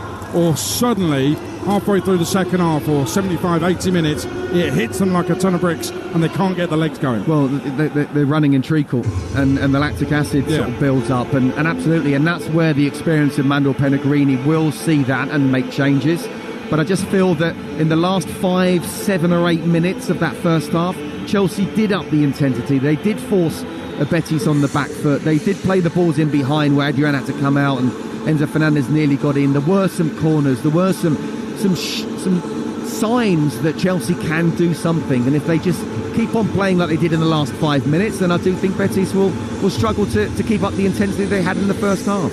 Well, Cole Palmer in the tunnel as the players start to emerge. Cole Palmer in the tunnel, getting into the ear of the officials. I mean, listen, I know players do all that sort of thing, and they try to work any advantage they can, but I'd rather see Cole Palmer win it rather than an official's decision win it. Let's see, Cole Palmer, what you can do to impact things, rather than asking the officials to change the course of this final for you. There are going to be changes for Chelsea. Sam Matchface will tell you about those in just a second. I'll tell you that Chelsea have had nearly 70% of the ball in that first half. They've basically done nothing with it, and they are losing by 1-0. I can actually tell you, while we wait for Real Betis, Malo Gusto's gone off It's no surprise to me or any of those Chelsea fans. No, I mean, the only surprise is that I thought Enzo Maresca might wait a little bit longer, but we were both in agreement. I wasn't disagreeing with you that, Reece James is a better player. And again, the front six, I wouldn't necessarily change things, but everyone's got to step it up. But Reece James can add a lot more, even from an attacking point of view, from that right-back role. So it's good to see for sure. When I used to play football, it was a long time ago. You were left-back, weren't you? Badly, left-back in the dressing room, yeah. What they used to do was say, yeah, let's go out there. So I'd go out first, get out on the pitch, and they'd all hang back. So I'd look like an idiot. It looked like they were doing that to Anthony just then. There were no other Real Betis players out there. He was alone in the tunnel, Anthony, just thinking, hang on, where's everybody gone? What am I doing? Chelsea are already out there. Should I be going out there? He was not going to be going out there on his own. Well, he's playing so well this season, maybe they felt that he could do it on his own. But to be fair, Marc Cucurella has played well against him from a defensive point of view. But it might be that Cucurella needs to get a little bit forward. We know that he's scored goals. We know that he makes assists as well. He may be asked to go a little bit further forward as the game goes on. Well, James Faugusto is not the only change. First thing Reece James did was get everybody in a huddle, have a word with them, G them up for the second half, because Chelsea have got work to do. It's Real Betis 1, Chelsea 0, second half, live on Talksport with Scott Minto and Sam Atface. Left full-back change for Real Betis, right full-back change for Chelsea. Ricardo Rodriguez is replaced by Roman Peru, who once upon a time was a former Southampton player and actually played Chelsea twice while he was at Southampton and won both games. He's on at the break in the left full-back position for Betis. The two changes then, James Faugusto, Rodriguez out, and Roman Peru is on. Chelsea in blue shirts, blue shorts and white socks, but the game has already snapped into a familiar pattern, with Betis winning the ball high up and then going on the attack in those green and white shirts. And once again Isco is balletically trying to dance past the Chelsea defence. There's an intake of breath, a sharp intake of breath at the quality that this player, who has done so much in the game and was almost thought as a bit of a has-been a few years ago, at 33 years of age and just being recalled to the Spain squad because he's been so breathtakingly brilliant this season for Betis. And the spotlight on him today has shone brightly, Scott Minto. Yeah, he's been absolutely sensational. I think it's not just Adrian, but myself are just salivating there that the skill that he had. Needed 3 Chelsea players to come over.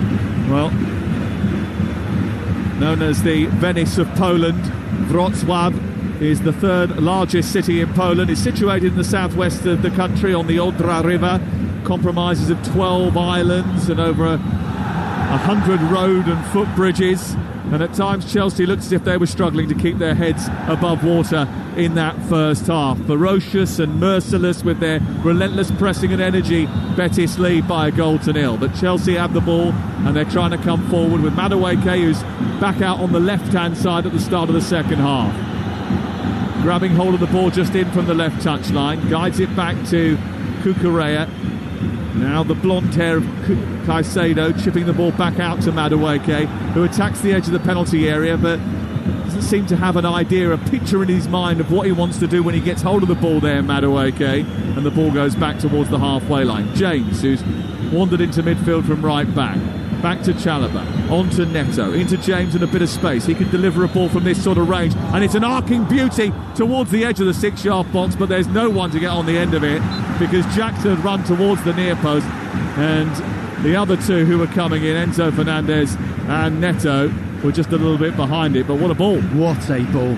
Reminded me of the winning goal against Manchester United just a couple of weeks ago. Found him, didn't need to do the pirouette, found the space, wonderful ball in behind, and only Madueke and Enzo Fernandez couldn't quite get there. Oh, and by the way, I just realised Adrian wasn't salivating over Isco's skill as the Haribos he's just been eating. Well, we've all had a few of those. I needed a sugar rush to get me off the floor after that first 45 minutes because it was an absolutely belting 45 minutes of breathtaking and draining football, really, because they asserted themselves so well. Real Betis and Chelsea just weren't at their level. They have to get to their level soon, otherwise they might find themselves even further behind. And were they to go 2 goals down, oh dear, Chalobah, then they would be in real trouble. And Chalobah there getting himself into trouble by misreading the bounce of the ball there, Scott, putting his arms up to try and stop it from coming down, and it ended up hitting his hand, and that's going to be a free kick. Yeah, it's a bit of a symptom of how Chelsea have played tonight, isn't it? Just being a little bit off it. Isco quickly releases Anthony towards the edge of the area, takes it wide to the left now and looking to get away from Cucurella, who's followed him from one side of the pitch to the other. Infield to Romain Perrault, and he is challenged and fouled by Pedro Neto midway inside the Chelsea half of the pitch, and it's going to be a free kick. Let me go through the 2-11s for you. Chelsea with Jorgensen in goal, the right back now James wandering into midfield, Chalobah, Badiashile and Cucurella as the back four. Fernandes and Caicedo has been booked. Madueke, Palmer and Neto behind Jackson in attack. Betis have got Adrian in goal, Sabali, Bartra, Nathan and now Perrault at left back. Fornals, Johnny Cardoso in midfield, Anthony, the brilliant Isco and Ezabde behind Bakambu in attack. Here is Jackson on the attack for Chelsea down the left-hand side. Well, I mean, he's got the ball in the left wing position. He was offside anyway, so the flag's already gone up. But when he tried to cut it back, he just sort of pushed it into a penalty in the penalty area with no real purpose or intent as to who he was picking out. And as a result, it was easy for Betis to clear anyway. But there is just a lack of those choreographed patterns that you often see with a team like one coached by Enzo Maresca. Yeah, couldn't agree more. I mean, it was almost as if, and he was just a little bit offside, and the referee's assistant waited, and it was offside. It should have come up, the flag should have come up earlier, but it was almost as if they couldn't quite catch up with Nicholas Jackson. But he needs to somehow look up and realise that actually I still need to do something extra to wait for the players to come, and he didn't. And you're right, it just looks a little bit bitty, whereas Betis, they look completely choreographed. Chalobah gets the ball on the edge of the penalty area, but Ezabde is over there to smother him, rob him of possession. He goes out of play and away for a throw-in on this near touchline. We play just over 6 minutes of the second half. It's Real Betis 1, Chelsea 0. Here is Reece James getting it back to Chalobah. Jorgensen plays it out wide to the left, but it's behind Cucurella, and Anthony is over there to put him under pressure. Madueke has to drop deep into a left-back position to get hold of it. It's Jorgensen, and then Bakambu puts him under pressure, so he kicks long, and then Jackson kicks Bartra on the shoulder with a high foot, and that's going to be a free kick on the edge of the centre circle, and he's complaining about it. But if you put your foot up at the shoulder height of your opponent, what do you think is going to happen? And he's going to make the most of it as well. It actually wasn't a bad ball from Jorgensen to try and beat the press. He's taken it was high up, but he's taken it on his chest, and then he just got to get his body between the ball and the defender, so that the defender has to make a foul if he wants to try and win the ball. Yeah. Instead, he's turned round, so he's put his foot up. It's always going to be a foul. Yeah, and you're absolutely right there. What he should have done was move his body, twisted it very quickly so that he could shield the ball. He didn't do that. Instead, he tried to be quite a casual and flick his foot up into the air, and he ended up scraping the shoulder of Bartra. And it's moments like that where you're trying to beat the press, where if you can bring it down, hold it, and if he doesn't foul you, the defender, you can lay it off, and suddenly you're on the attack. So it's a missed opportunity there. Going to be another change, and Jesus Rodriguez is going to come on just to add to the attacking threats that Real Betis have got. And it might be because Ezabde has run his race. He's gone down 6 yards short of the penalty area. He is being told to go off behind the goal. A substitution is going to take place here. It's the second substitution for Real Betis, and the swiftness with which Jesus Rodriguez got into his playing garb suggests to me that that is not a planned substitution, and Ezabde's picked up something unfortunate. He scored the opening goal, by which Betis still lead. Yeah, well, look, the way he's played, and not just with the goal, he's always looked dangerous, hasn't he? Certainly in that first half. I don't think you'd be wanting him to come off.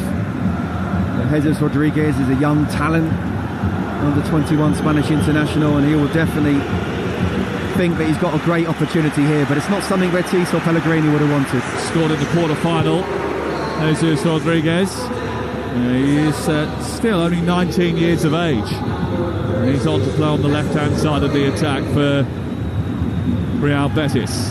10 minutes gone second half, or 8 minutes gone second half, and it's 1-0 to Real Betis live on Talksport in Wrocław, here in the southwest of Poland, and we have been being coached of how to say that word You got a thumbs up from the lady who does the accreditations, didn't you? I did. You were very popular. I didn't get. It took me about 8 takes on H&J today. Well, it's taken us a day to learn it. Here is Isco trying to get it forward. I mean, Chelsea haven't got a day, but it's taken almost as long for them to get to grips with the game. Ball up towards the halfway line. A clip by Palmer. It runs loose. Pablo Fornals is there.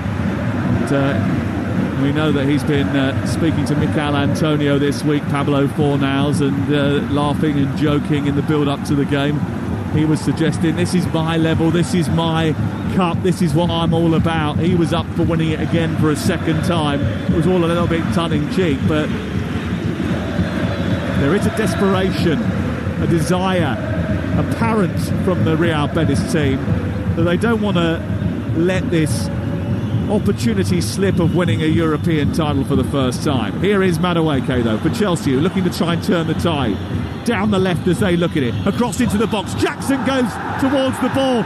Adrian came out, collided with him. The ball goes behind. Should it be a penalty? Enzo Maresca thinks it should, because it was a punch into the side of the head for Nicholas Jackson, and they will check this on VAR. The referee has given a corner, but maybe, just maybe, this could be an opportunity from the spot from Chelsea. We'll have to see it again, but Adrian came out recklessly. Jackson hit the floor immediately. The referee pointed to a corner. Willy Caballero, the Chelsea assistant manager, is speaking with Enzo Maresca on the touchline as they review the footage again. The cross came in from the left-hand side. It arced away from the goalkeeper, who connected with, I think, the ball and the side of the head of Nicholas Jackson. Yeah, difficult to see first time. I did kind of think that he perhaps got a little bit of a touch and onto Nicholas Jackson, and then collided with Nicholas Jackson. It's a tough one. It's not a clear and obvious error, is it? Well, that's the big shout, isn't it? It has to be a clear error by the referee, who immediately pointed to the corner. The check is over. There will be no penalty. And having looked at the replay, I didn't think that there was going to be. No, I think that's it. Again, Aid and I have had a few little battles over the last few months and couple of years about VAR, but I want VAR to have the lightest touch. As much as I'd love them to got involved there, that was the right decision. I'm not sure that Adrian had the lightest touch there. Here is the corner with Jackson off the field. Chelsea looking to attack. Ball in towards the near post. Up was Badiashile, missed it. Comes back out to Reece James. Deflection behind. It goes wide of the left-hand upright. And out for another corner kick. Jackson back on now. For the first time, really, Betis looks a little bit misshapen with their defending from that set-piece, Scott. Yeah, absolutely. I'll tell you what, it looked like that was a great strike from Reece James and was going in, so a brilliant block. Here is the corner from the near side, the right. It's bent out towards the edge of the penalty spot, comes back out to the left. Jackson towards the far post, and it's saved by Jorgensen, who drops on the ball and will clear it away.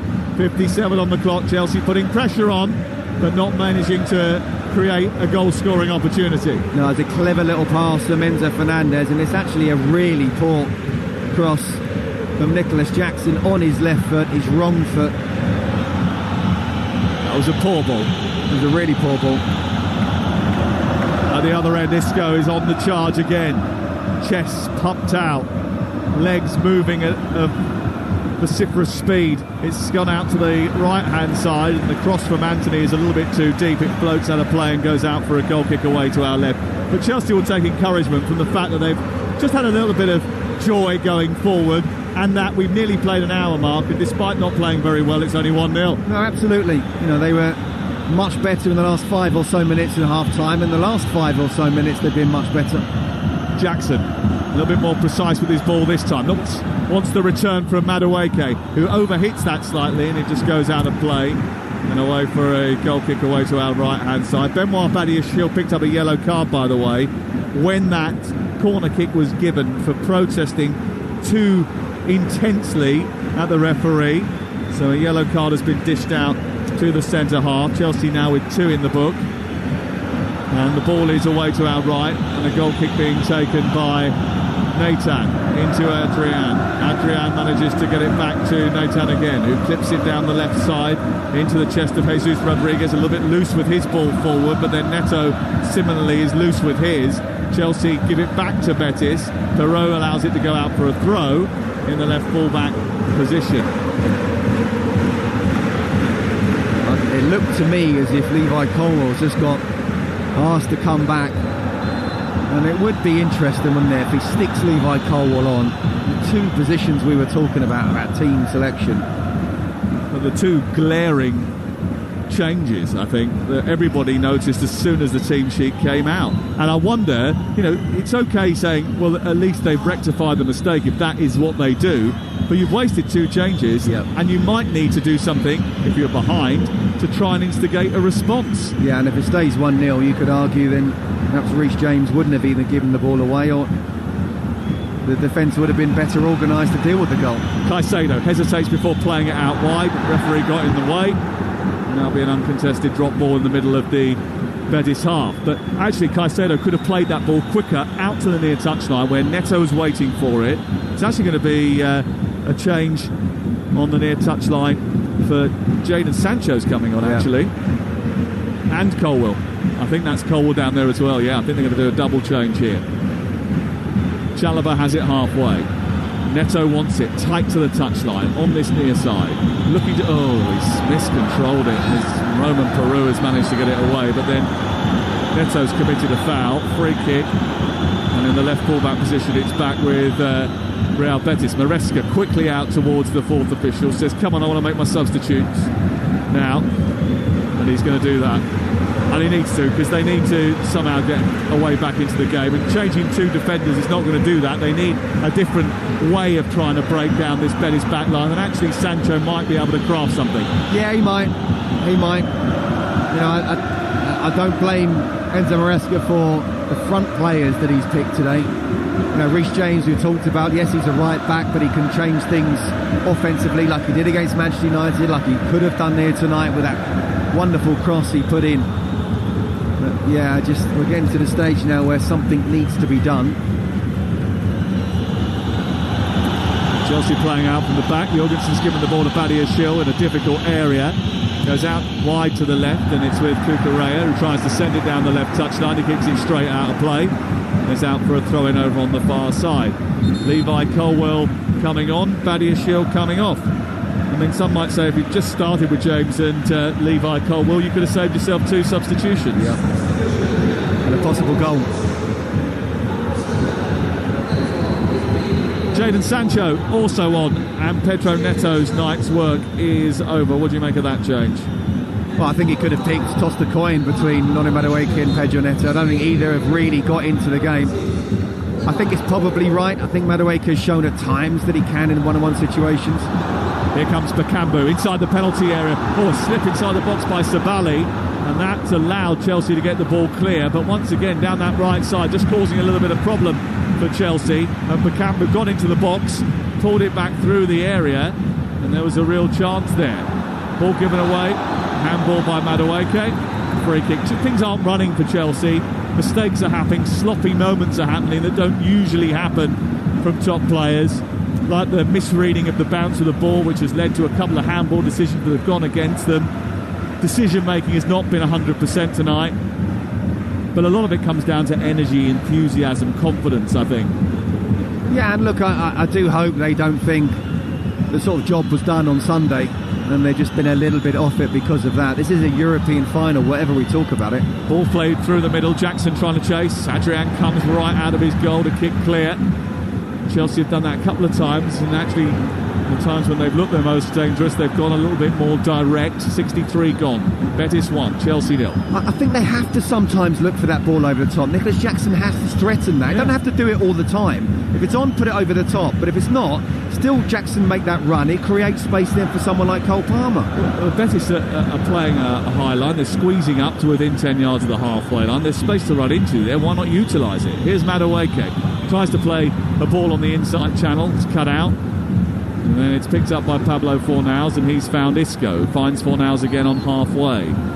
Across comes Caicedo. Chelsea win it back, turn it over. What can they come up with here? Well, they stop it in centre circle, play it to Reece James, back to Fernandes, and again, by the time they've got the ball out of play, it's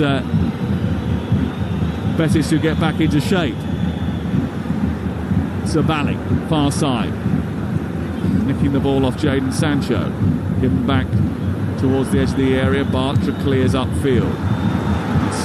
With Chelsea, what can they come up with?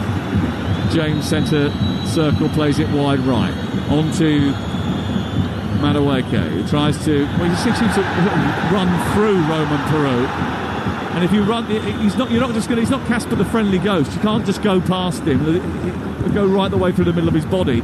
You have to come up with something to go round him. Again, Madueke showing for the ball, doesn't quite get there. Caicedo into Cucurella, back to Colwell once more, forward into Enzo Fernandez, trying to play a quick ball. Bartra was out to him, so quick to him that he blocked the attempted ball round the corner. Into midfield again, Chelsea trying to build, coming forward down the left with Jadon Sancho on his right foot, then turns it out wide, then twists again, gives it back to Palmer. Very tight over on that far side. Sancho looking to try and nudge into the box, finds Palmer inside the area, lays it back to the edge of the box, but Jesus Rodriguez is there quicker than anybody else, and he clears the halfway. Better.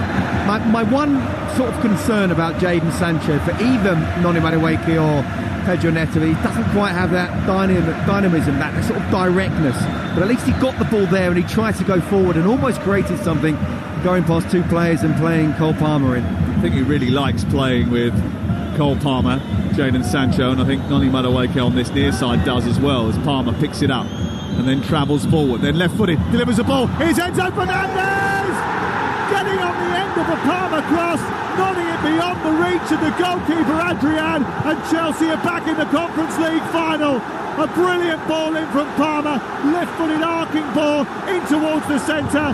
Enzo Fernandez rose higher than everybody else, timed his run to perfection, timed his header even better, and it's Betis 1, Chelsea 1. Brilliant. Again, we talked about it in the first half, about when you said about a couple of players love playing with Cole Palmer. I was just about to say, I'd love to have played with Cole Palmer. Everyone would love to play with Cole Palmer. He is that good. He found himself, as we mentioned in the first half, that kind of inside right position. He comes in on his left foot, and it's a wonderful ball to the far post. Just absolutely inch perfect. The type of thing that he can do. He runs to the right, he checks back inside. And again, Enzo Fernandez, we've said it a few times, Chelsea number 8, getting into the box. Again, a very brave header, getting in between the two defenders, making sure he's heading it down away from the goalkeeper. Adrian gets a touch on it, but because it's headed down, he's not able to scoop it away. A massive goal. And now it's game on. Well, he's been a big-time player for Chelsea, and he has come up with a big-time moment. Enzo Fernandez, 8 goals and 14 assists now this season.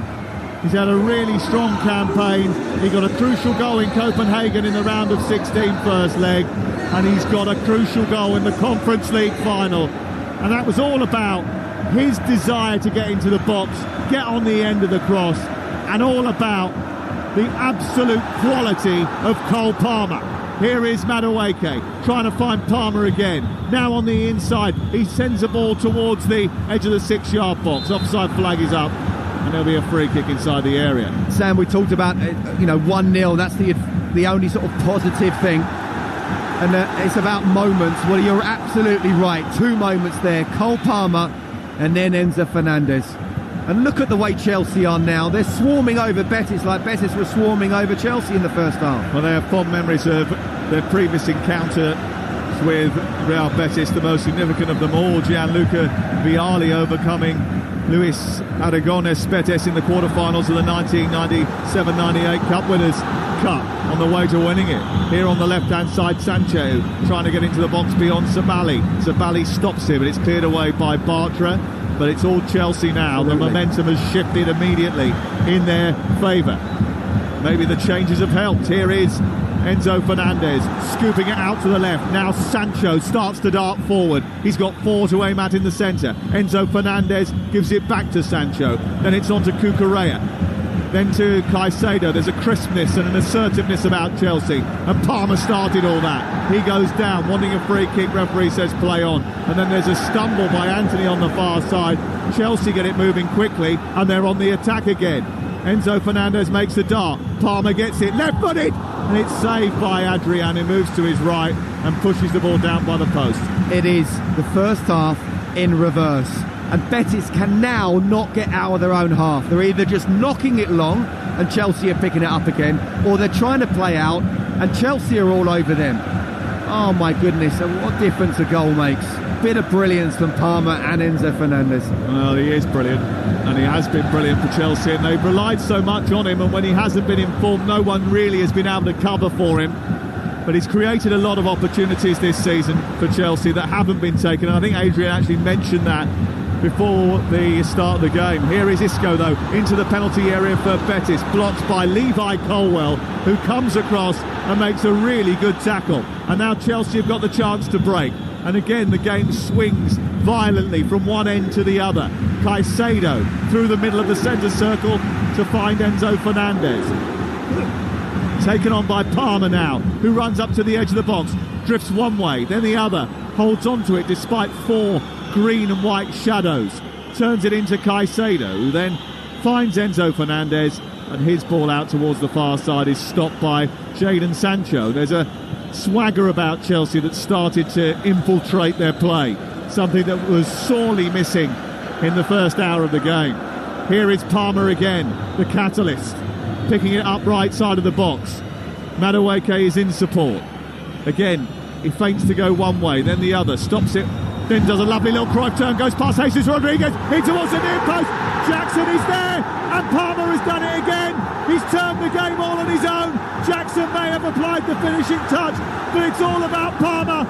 And Chelsea have come from 1-0 down to lead 2-1 with 20 minutes to go. And the Conference League's runaway top scorers take charge in Poland. It's a second half turnaround in Wrocław, and Chelsea lead by 2-1. He's done it again. What a player, what a talent. And when you need something to happen, you look towards your best players, and the best players somehow find a way to make that difference, to show why they are the different ones, the ones who can step up and take their team towards titles. Still a long way to go, but even from the equaliser, you could see Betis, they couldn't get out at all. But this time he's down the right-hand side. He just stands people up. It looks like he's going to go one way, and then suddenly, it doesn't look like he's quick, but the quick turn and whips it in with his right foot. And you have to say, well done to Nicholas Jackson for reading that ball. Once he makes the turn, great ball, it's on his right foot. In that corridor between the defence and the goalkeeper, he doesn't even head it because he can't get there down quick enough, but he somehow directs it off his chest. It doesn't matter how it happens. Well, it was such a brilliant cross that Nicholas Jackson only had to make contact with it, and with his left breast, the area of his shirt where his Chelsea crest resides, the ball has hit that badge and gone into the corner of the net beyond Adrian, and Chelsea lead by 2-1, and Nicholas Jackson has converted from a Cole Palmer superb delivery. That's 2 assists for Palmer, 2 magic moments from Cole Palmer, and 2 goals for Chelsea. Change for Real Betis. Off comes Bakambu and on comes Aitor Ruibal. Well, it's unbelievable. I'm trying to take a deep breath here. I mean, this is just a completely different side, isn't it? Different performance from the first half. And it's amazing, Sam, how, I don't want to put people down, but just when you get quality players in, Reece James has come on, it's made a difference seemingly. Levi Colwill has shored things up defensively, and that gives confidence everywhere else in the pitch. But Cole Palmer, what a player. Jackson racing forward down the right side. Madueke trying to get there as well. Across comes the defender, and Perot will send it out on this near side. It's going to be a Chelsea throw. And you can hear the roar of the Chelsea supporters. And I think we thought that Chelsea fans were severely outnumbered inside this stadium. When I heard the roar for the goal and the way the mood has changed, I'm not entirely sure that's accurate, actually. I think there is a good split here. 39,754 inside this stadium. It's not 100% sold out, actually, but there is both of the home sections certainly are.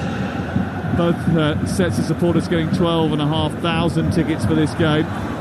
The rest going to neutral fans, corporate sponsors, etc., as you would imagine, but a lot of them finding their way into blue and white hands and green and white hands. But Chelsea now have turned it around in the space of 5 minutes. Madueke turning past Romain Perot. He's got Palmer to his right-hand side, and he tried to release Jackson, who scored twice in his last appearance in this competition. And certainly, you know, we talked about him having to make up for being sent off in that game against Newcastle United and putting the pressure on his teammates. Well, he'll point to that goal as a big turning point, maybe in his career at Chelsea. Given away by Caicedo. Betis then send it forward immediately to Isco. He's now trying to make something happen with a little back heel into the path of Jesus Rodriguez, but James is there, and he nudges it out for a throw-in on this near side. Chelsea 2, Betis 1 on Talksport in the Conference League final, live with Enterprise Rent-A-Car, making a big move or planning a clear-out with vans of all shapes and sizes. If you've got a plan, then they've got a van. Scott Minto. Yeah, and look, you know, we said about sort of the front six need to step it up individually, and they have done, to be fair, in the second half. Obviously Jadon Sancho's come on for Pedro Neto. Again, I do think just having the likes of Reece James in there, both defensively and going forward, makes a big difference. They're playing some football now. They're moving quickly up the pitch towards the halfway line. A lovely touch by Jackson into Madueke. His ball back was not very good, but he's found Cole Palmer eventually. Palmer back to Caicedo. And Chelsea retaining possession on halfway. They're 15 minutes away from completing the set. Trying to win all of the European competitions. And the uniqueness of that achievement, I don't think, can be underplayed. It will be a significant thing because it's very unlikely that anybody else is going to do it for a very long time. And that's not necessarily a good thing, because Chelsea will probably argue they shouldn't be in this position in the first place, but they found themselves there, and now, having competed in this competition, as Enzo Maresca said yesterday, Scott, when you and I were listening to the press conference, he said, this is the competition we are in, so we have to treat it like it's the biggest competition in the world. Look, I think there have been some things he said, and you highlighted them pre-match, where he's contradicted himself, or perhaps he just shouldn't say. I thought he spoke very well yesterday.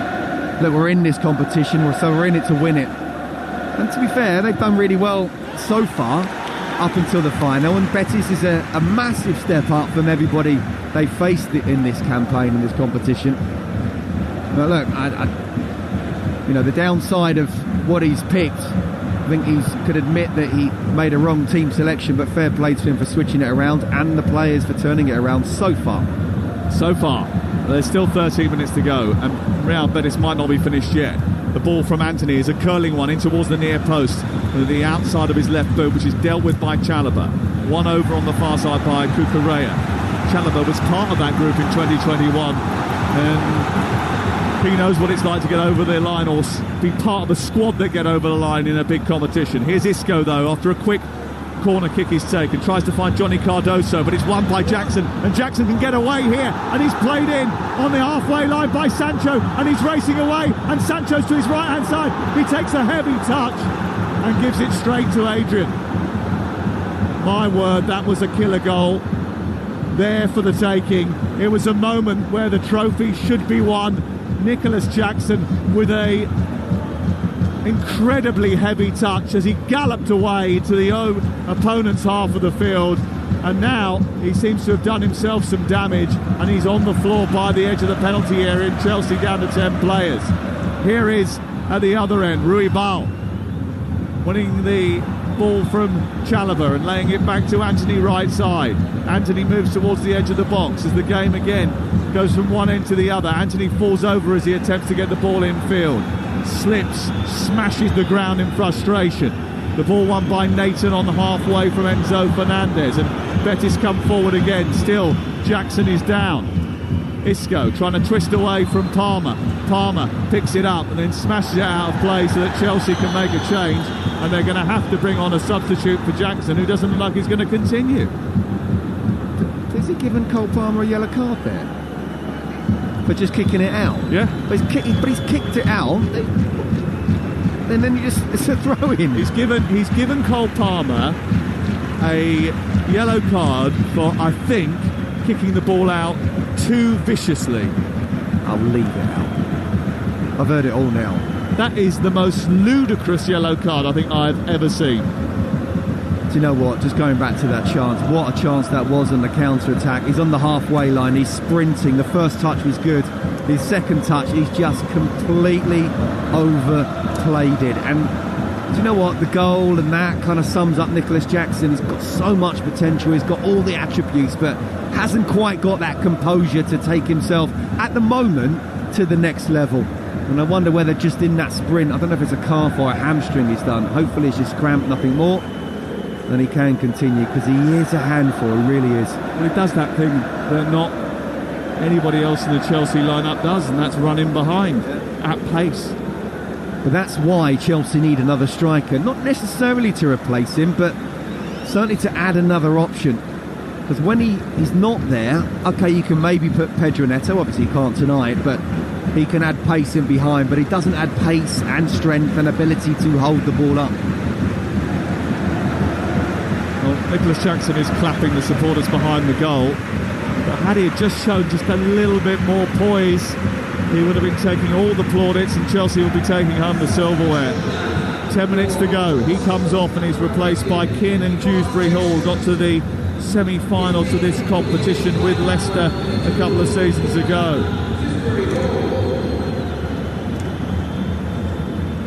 Oh wow, 10 minutes plus injury time. It's a big moment because it means that Chelsea have got to reconfigure their attack as well, because they've decided not to bring on a like-for-like change, and if they did, they might have decided to turn to Ty George or Mark Guiu, but they haven't. They've brought in Dewsbury Hall, which means he will play in the 10 position behind the striker, who is now Cole Palmer, which does limit his influence on the rest of the game. Well, Kiernan Dewsbury Hall is older than Mark Guiu and Tyreek George. I don't know if he's got a lot more experience, but certainly, yeah, Cole Palmer's gone as what will be a false nine. Yeah, well, Mark Guiu has scored in the Champions League for Barcelona. With all due respect to Kiernan Dewsbury Hall, I don't think he's done that. The youngest ever goal-scoring debutant for Barcelona, Mark Guiu.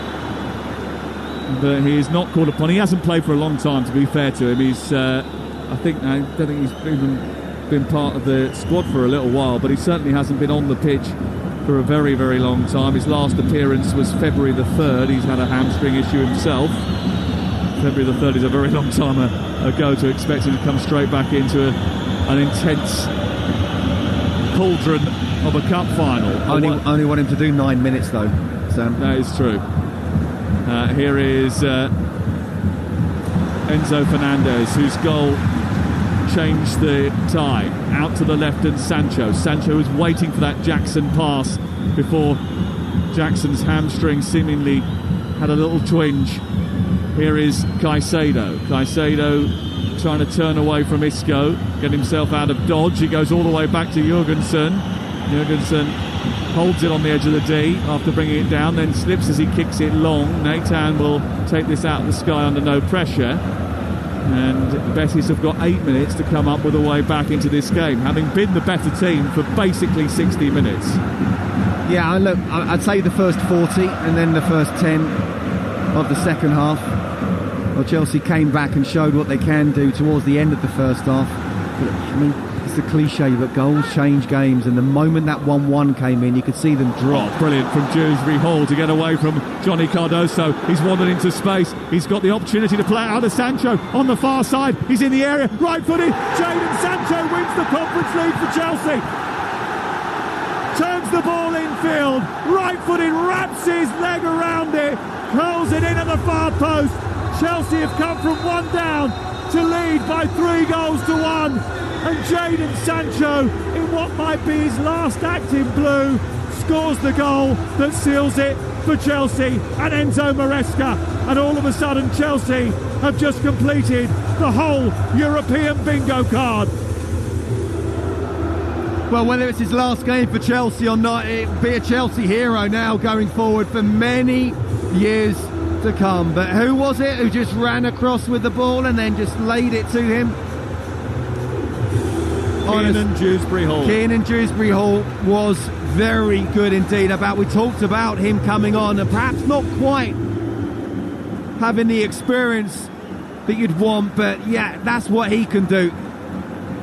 And then as he laid it to Jadon Sancho, I mean, really, it was actually poor defending for the ball to get to Jadon Sancho. But then, you know, what we're saying, we don't want wingers to come inside on their best foot. It opens up the goal.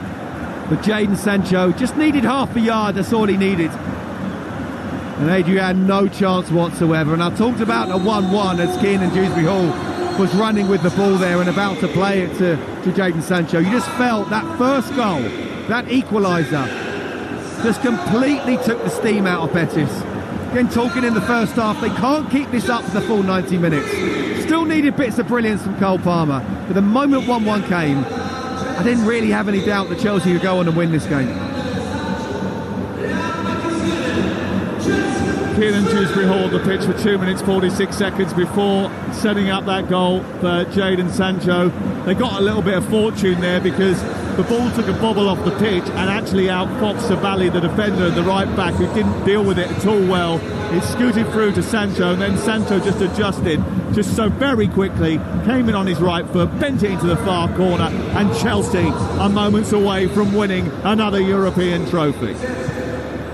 That was a terrific finish from Sancho. He's had an okay time at Chelsea, but not a great time at Chelsea, and all sorts of rumours and reports. But here's Jesus Rodriguez going in behind, trying to get into the box. He says that there was a handball there as the ball was played in, and Betis went on the attack.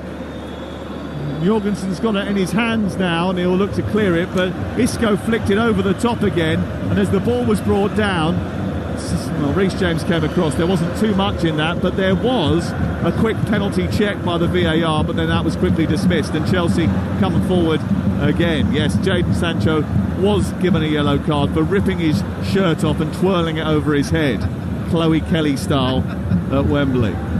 Here on the right-hand side is Anthony trying to chop in and shoot. It's gone straight through to Jorgensen, and he will clear in this 4 minutes to go, Scott Minto. Oh my goodness, did anyone really see this coming at half-time? No. But Aid said it, 1-0, you're still in the game. And I said, you know, they find it difficult to keep this up for 90 minutes. Brilliant intensity, but the moment 1-1 came, the game just completely changed. Can that moment change the future for Jadon Sancho? Possibly. I mean, really, I just think one moment shouldn't. But it might be such an iconic moment that, I don't know, he may even go to the manager. He may have done already, but please let me stay. I love this club. This will give me the platform to move on.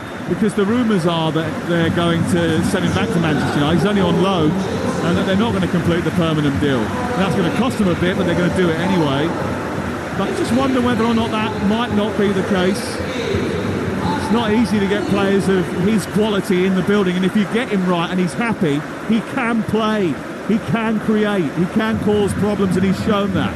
I'll be 100% honest with you. I think he's a squad player for Chelsea, but you know what? If he can come off the bench and do that on a pretty regular basis, then he's well worth it. Yeah. Mark Guehi is now on for the first time since February. Chelsea have taken off Cole Palmer, the man who turned this tie, and I don't think we should underestimate his contribution to the game. He was the catalyst. He created the turning points. Ruud Gullit used to say to us back in the day, he said, I just want you to do two things to affect the game. I think Cole Palmer can put his head in the pillow tonight and say, I did two things to affect that game. He did two things to change the game. Yellow card over on the far side. Giovanni Lo Celso is on now, by the way. So is Sergi Altamira, the most used player in Betis this season. Anthony's been booked for a foul on Enzo Fernandez over on the far side, and then Anthony has just flared up and he's gone in on Enzo Fernandez, and the Brazilian and the Argentine are in an argument over on that far touchline, and Anthony could find himself in trouble here. And the former Manchester United player on loan at Real Betis, who's had such a good time since joining the club, is now embroiled in a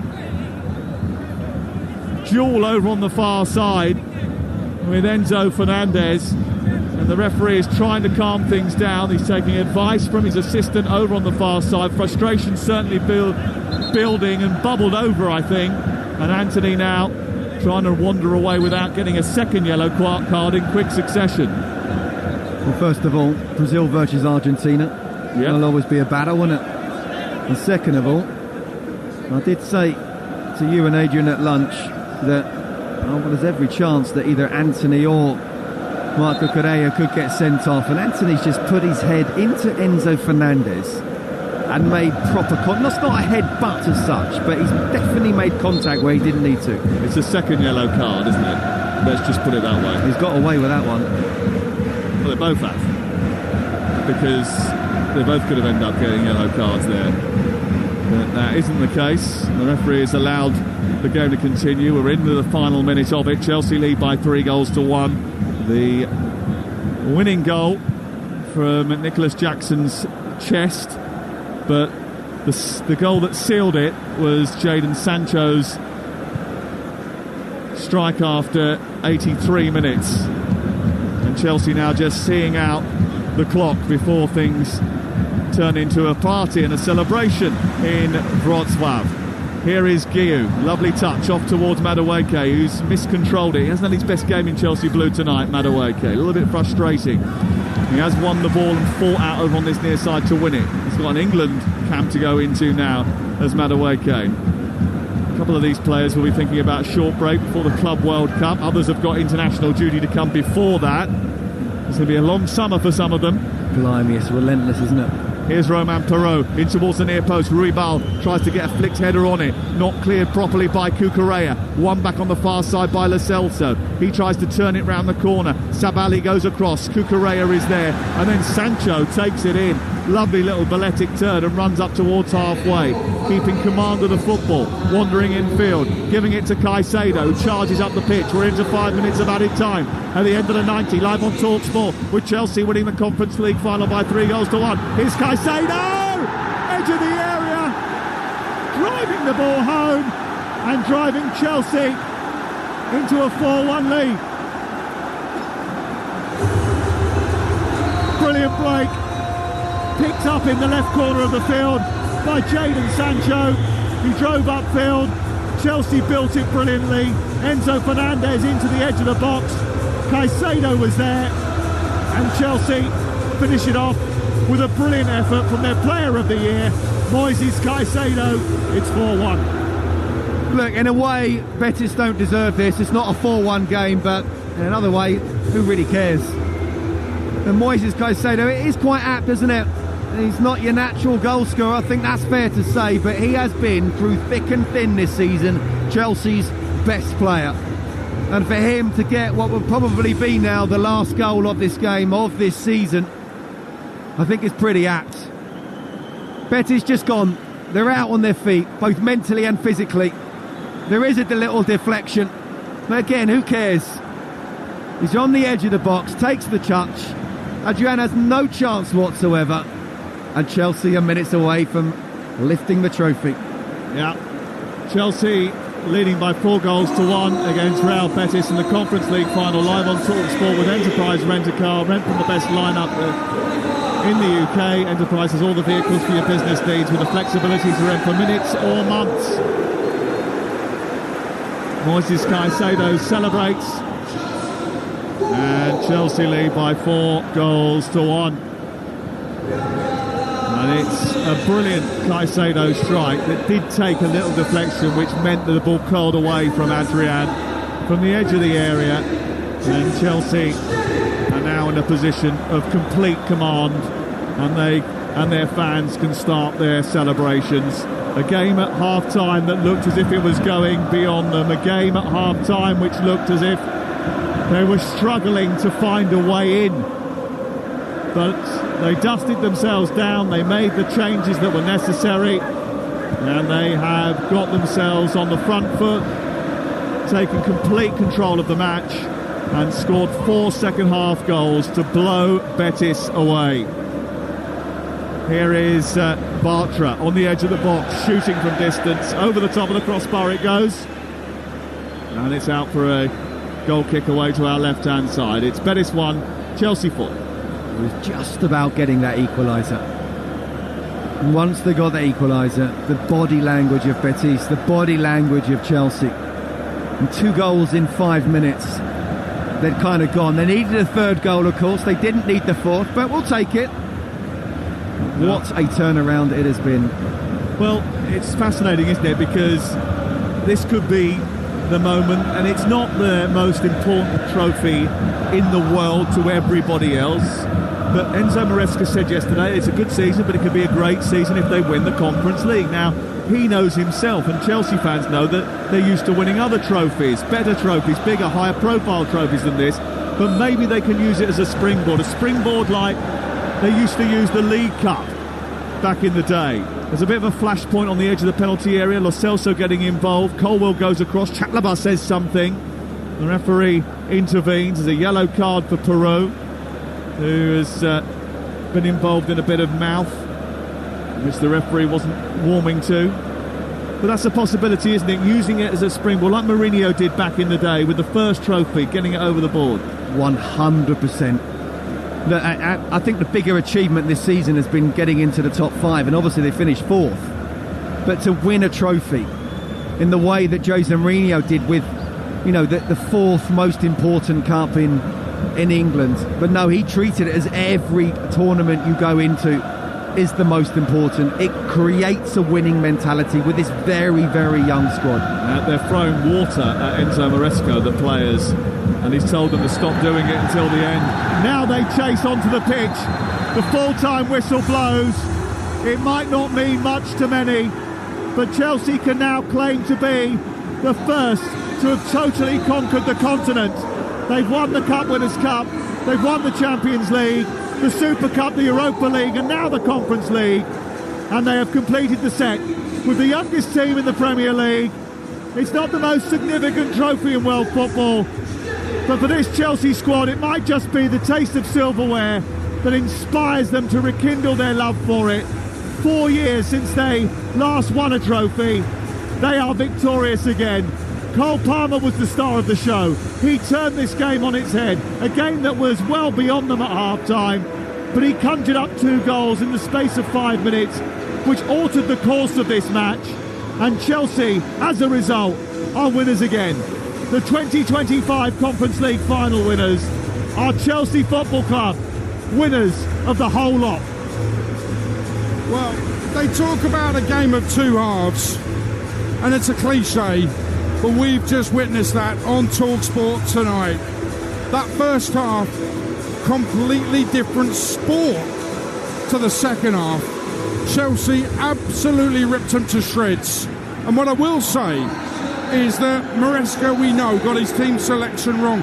Chelsea have won this cup despite their manager, not because of their manager. They've won this cup because Cole Palmer decided to come out and play in the second half, and boy, did he play, to the point where they simply could not cope with him. Real Betis didn't know what to do. Isco had a disco first half, but his glitter ball lost its sparkle second 45, and Cole Palmer took over, throwing shapes, setting up goals, getting them level, getting them in front, and in the end it was murder on the dance floor, and Chelsea have won the Europa Conference League. And what we said, Scott Minto at half-time, it's only 1-0. It could have been 2, it could have been 3, possibly could have been more, but only 1-0. Betis couldn't keep it up, and Chelsea got it right in the end. Absolutely, Aidan. I haven't seen shapes thrown like that since you on the dance floor 20 odd years ago.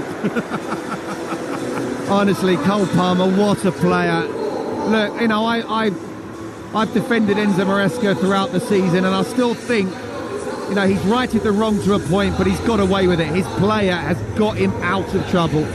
It was the wrong decision to make those. I like Malagusto as a player, I do, but today he had a really poor first half. I didn't think Maresca would make the change, but we both said that he should, but he did. And I do think it made a massive difference. Even bringing on Levi Colwill as well, the solidity it gives. A couple of times in the second half, Betis went on try and attack, and Colwill put himself in the right place positionally. And the confidence it then gives everybody else going forward. And we talked about everyone else individually has got to step it up 5 or 10%. Well, my maths isn't absolutely brilliant, but I'd say Cole Palmer did it 120%. I have to say, Cole Palmer, at times he was ambling around in the first half and looked a little bit lost, arguing with the officials at half-time as they went off and at the start of the second half. If you remember when they came out, I said at the start of the second half, Cole Palmer, let's see what you can do. Show us what you can do as a footballer. And boy, did he do that.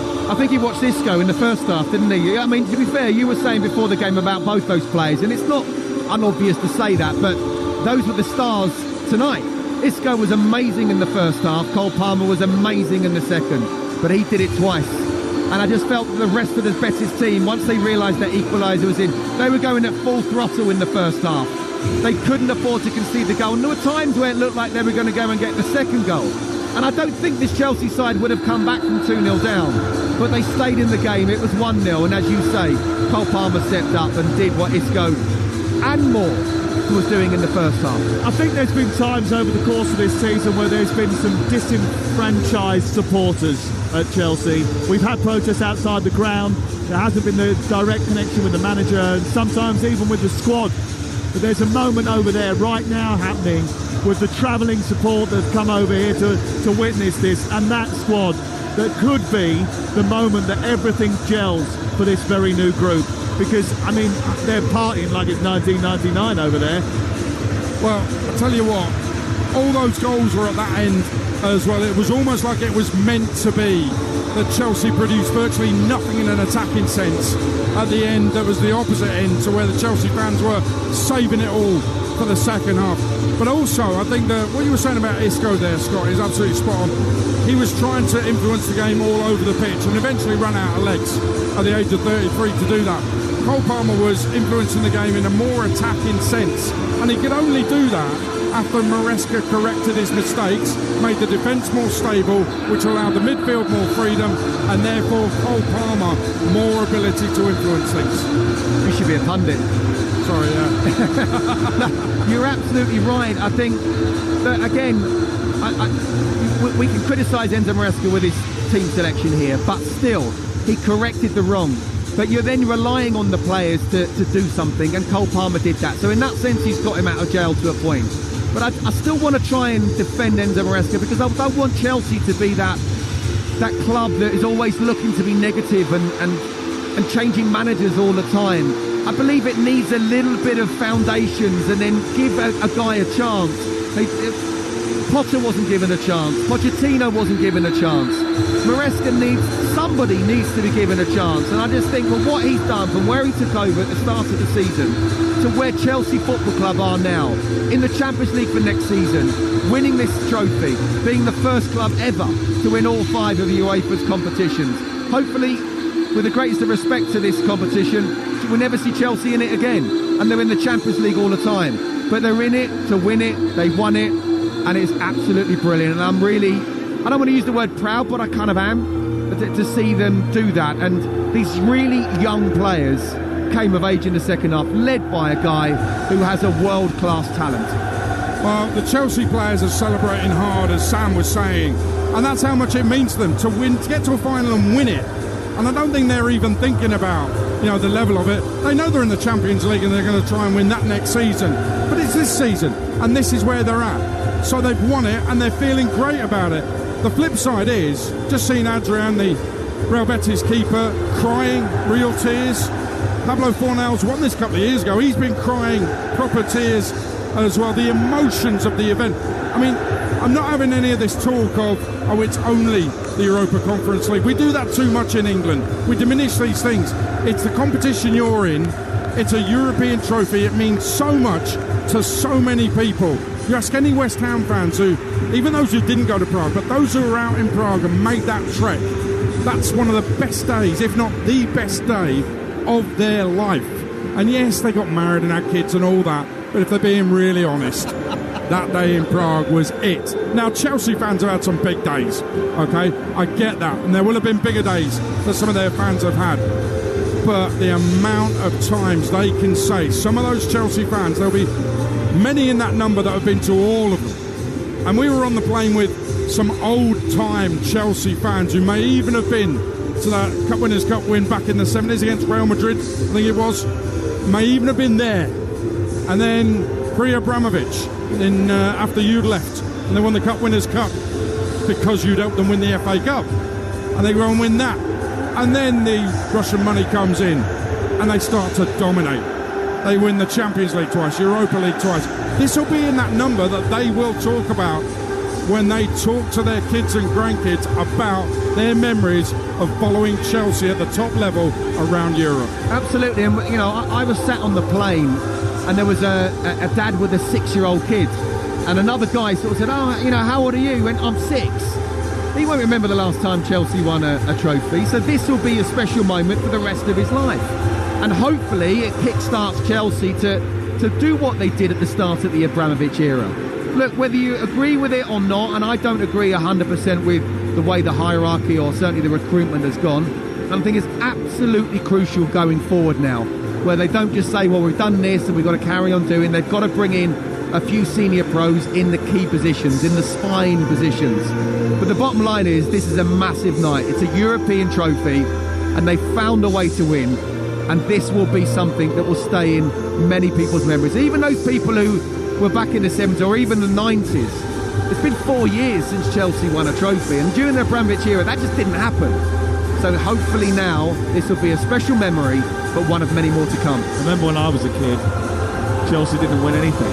And I was told about the days in the 70s, the early 70s, late 60s, where they'd get to finals, where they'd won the Cup Winners' Cup that you referenced. It was actually won on a replay. Chelsea played one night, then had to stay over because they drew, and many people couldn't see the replay because they didn't have a hotel, they had to get back or whatever. It was 2 days later. It was 2 days later, yeah. It was ridiculous. It wouldn't happen now. They beat Real Madrid in that final. They'd beaten Manchester United. They'd beaten Leeds United at Manchester United in a replay in the Cup final in 1970. And it took Scott to come along and end that wait. 26 years the wait was for a trophy. Yeah, I carry Gianfranco Zola on my shoulders. Who's on breakfast tomorrow, by the way, Gianfranco Zola, talking about this. But that moment was the moment that it all started to come together for them, and it propelled them forward, as you mentioned. But the feeling of that first one is always incredibly important for a group. Chelsea went on. They won the League Cup the next year, the Cup Winners' Cup the year after that. They got third in the Premier League in 99. They won the Cup again in 2000. Then they get into the Champions League, and it starts to cascade before they win the title for the first time in 2005. And this group, this is going to be a big moment for this group, because they've learned how to win something. You know, this is new for all of those. Cole Palmer's never won anything before. This is his first senior trophy. And also not just winning this trophy, but at half-time we're all thinking, oh my gosh, what have we just seen? Yeah. They've turned around such a really difficult game where this is not what was in the plan. This is not what was meant to happen. They were meant to go on and win the Europa Conference easily. Well, that wasn't going to happen against a very good Real Betis side. It was well coached and got some very good players. So not just to win it, but to come back from playing poorly and find a way to win. And absolutely led by Cole Palmer. But there were lots of good, solid performances in there as well. It does bode well going forward for sure. Well, Palmer's not the only one, not the only Cole who's going to be talked about tonight. Carlton Cole is on Sports Bar with Jamie O'Hara this evening. Carlton Cole, a former Chelsea striker, of course. Jamie O'Hara, ex-Spurs, so 2 European trophy winners, or supporting clubs that have won European trophies, which takes me back to a brilliant debate they had on Drive earlier. About if Chelsea win this, well, who's had the better season of the Champions League qualified sides other than Liverpool? And you could easily say that Arsenal are low down that number. Have Chelsea, Scott Minter, have Chelsea had a better season than Arsenal? I think yes, because I wasn't necessarily expecting Chelsea to be in the Champions League, and obviously they've won a European competition, albeit third tier. Look, I'm not one of those to say that Arsenal have had a poor season. Arsenal had a good season, they just didn't have a good ending. And they're knocking at the door, and I believe they know what they need to do, and I think they will get that striker or get a striker. They need to know they need to get somebody. Looks like it's not going to be Alexander Isak, but they need to get somebody. But I'm definitely not saying they've had a poor season. But you do have to win something ultimately. It's a big one for Arsenal next season. I think Newcastle had a wonderful season. For them to get into the Champions League is one thing, and then to win a trophy, what was it, 70 years or something like that? You know, I saw Alan Shearer sort of saying, in my lifetime, this is the best season that Newcastle United have ever had. So I'd perhaps argue, just because of history, that perhaps Newcastle have had the best of the rest. But for Chelsea, it's a massive moment for the players. It's a massive moment for the manager, and it's a massive moment for the hierarchy as well. And I'm fascinated to see what they're going to do in the summer. Well, Andy Goldstein, Darren Bent will be back tomorrow at 4 on Drive with more chat, and they will reflect on Chelsea's trophy win and the massive difference between first half and second half. And let me just remind you that Spurs and Chelsea are big rivals, but they're going to have one thing in common next season. Their fans won't stop singing about being champions of Europe. We know what we are. So get yourself used to that. You're going to have to put up with that next season from Spurs and Chelsea fans. They might even sing it together when Spurs play Chelsea. The it's whole not ground. Often those two teams. I know. I mean, it's going to hurt certain fans in North London, there's no doubt about it. Chelsea have formed a tunnel. The match officials have already had their medals from Alexander Seferin, the UEFA president, Real Betis, the losers. And a word about Real Betis, Scott Minto. That first half performance, particularly from Isco, was something to treasure and admire. It was a brilliant 45 minutes of football. Yeah, first of all, I'd like to doff my cap to Manuel Pellegrini. You know, just such a well-coached side. But there is only so much you can do. And I go back to the fact that if they'd have scored the second goal, I'm not sure this Chelsea side would have come back. They may have done. It's a hypothetical point, but I'm not so sure the way it went. But all the while staying in the game.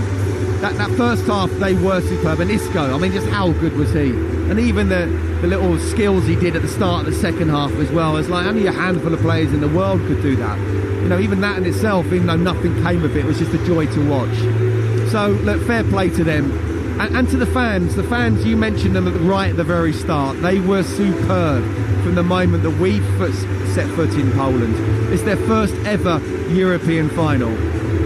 And I think they certainly proved that in terms of the fans, they're winners, along with Chelsea fans. And unfortunately for them, their team just couldn't quite see it out. But again, I don't care. I'm glad Chelsea have done it.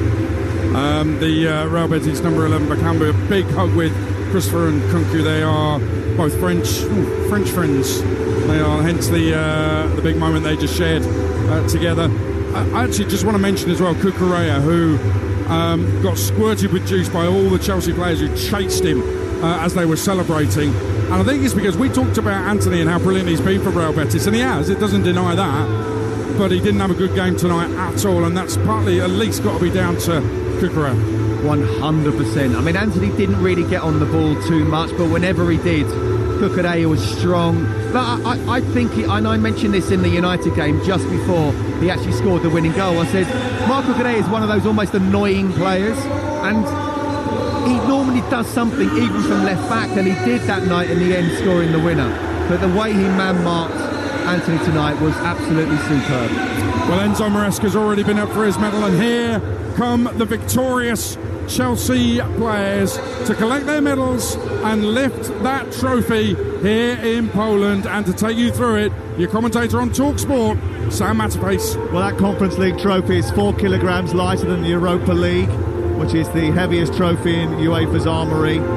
But the 40 medals that they give out will be cherished, and that trophy is about to be tossed around by Reece James, the captain. They deserve to win it, Chelsea, because they We're top of the Conference League phase, 6 wins out of 6. They're the top scorers with 42 goals. The next, Fiorentina with 30. They'd won 9 games in a row before losing to Legia Warsaw in the second leg of the quarterfinals.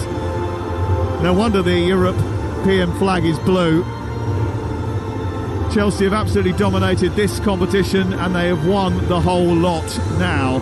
5 clean sheets in the last 10. They didn't keep a clean sheet today, but they certainly had a massive turnaround. And it isn't just the trophy, it's the final piece of their unique continental collection. Reece James is the last to get his medal from Alexander Seferin, and he eyes up the Europa Conference League trophy. He walks over towards his gathered teammates under the banner. The Conference League trophy is in his hands. Chelsea become the first team in history to win the full set of European trophies. They add the Conference League to their impressive haul. Nobody has, or is likely to have for a long time, a collection quite like theirs. Reece James lifts his first trophy as Chelsea captain into the Wrocław sky. The ticker tape and the fireworks explode, and Chelsea celebrate their 9th piece of European silverware and end their season on a high. Their gaze turns to America now and the Club World Cup, but they go there as winner of the Europa Conference League.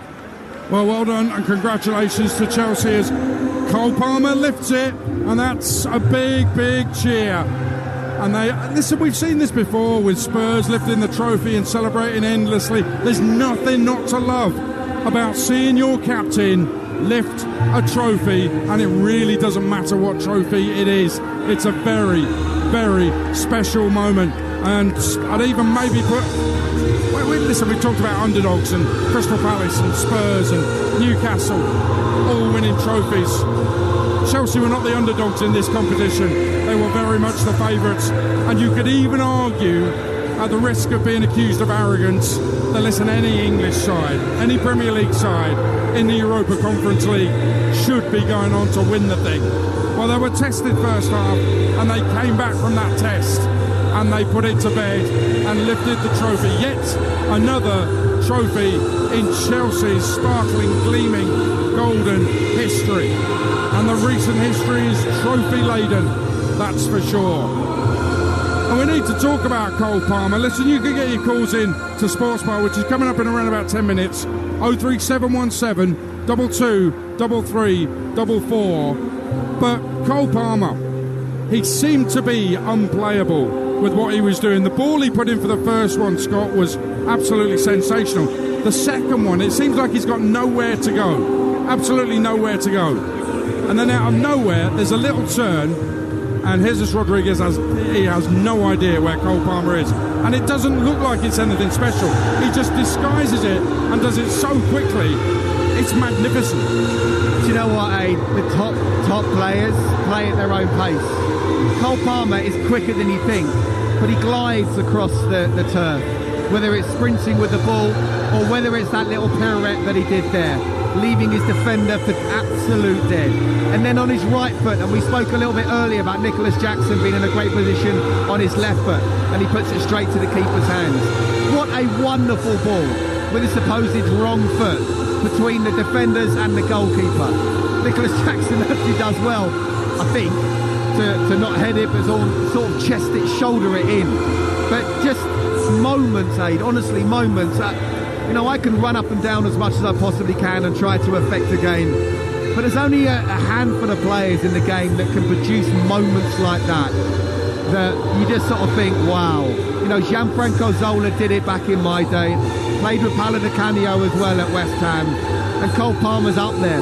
Honestly, I mean, the talent, the potential of this guy. I don't want to say he's definitely world class right now.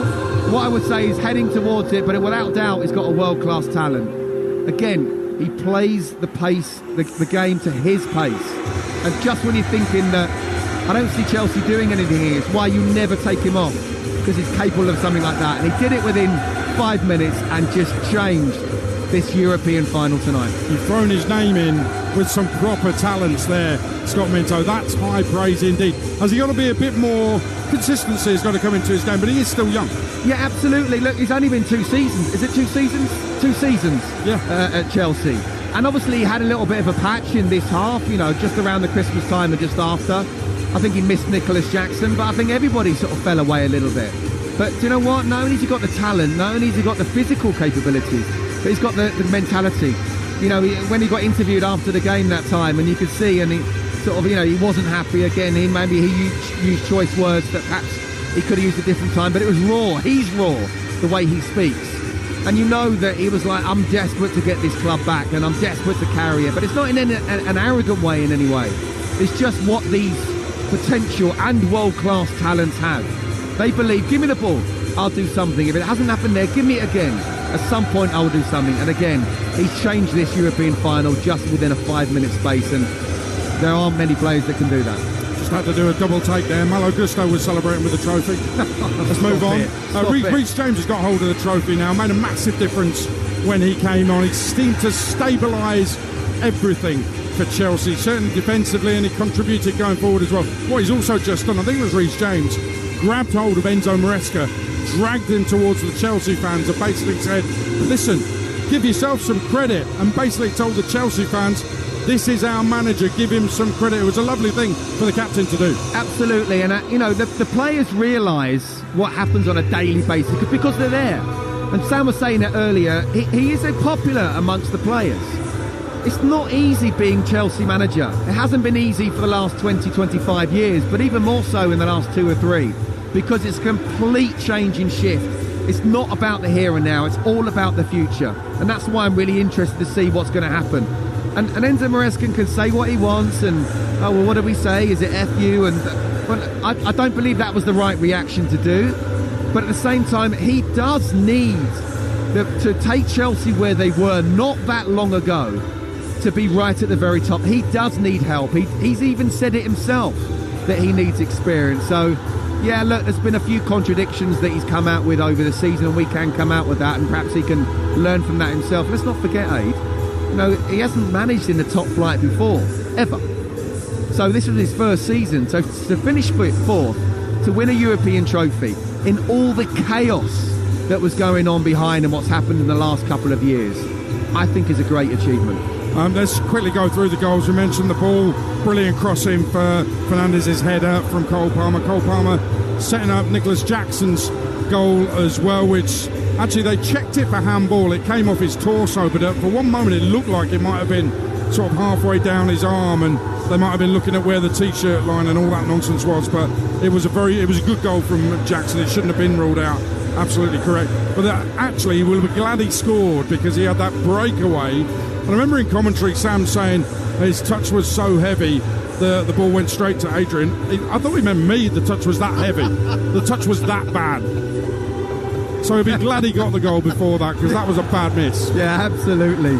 And it was bad. And you saw him within that sort of 5, 6, 7 seconds, Nicholas Jackson in a nutshell.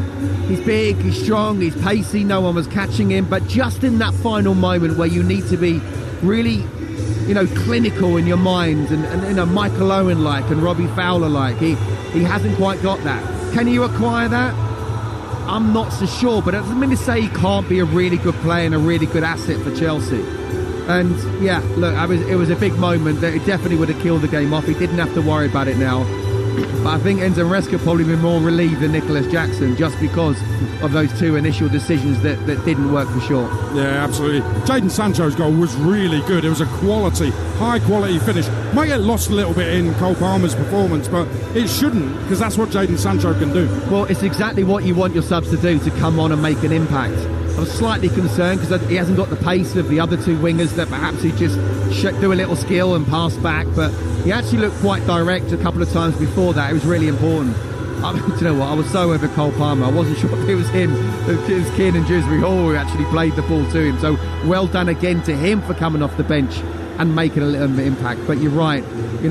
We spoke earlier about fullbacks. You don't want the inverted wingers to be able to come inside. But he just got half a yard, and the strike was was absolutely superb. And it is, I mean, Sam asked the question, could that moment, coupled with, added to everything he has done on a positive level going forward, turn Enzo Maresca in the hierarchy to think of signing him going forward? Before this game, I'd have said no, but now I'm not so sure.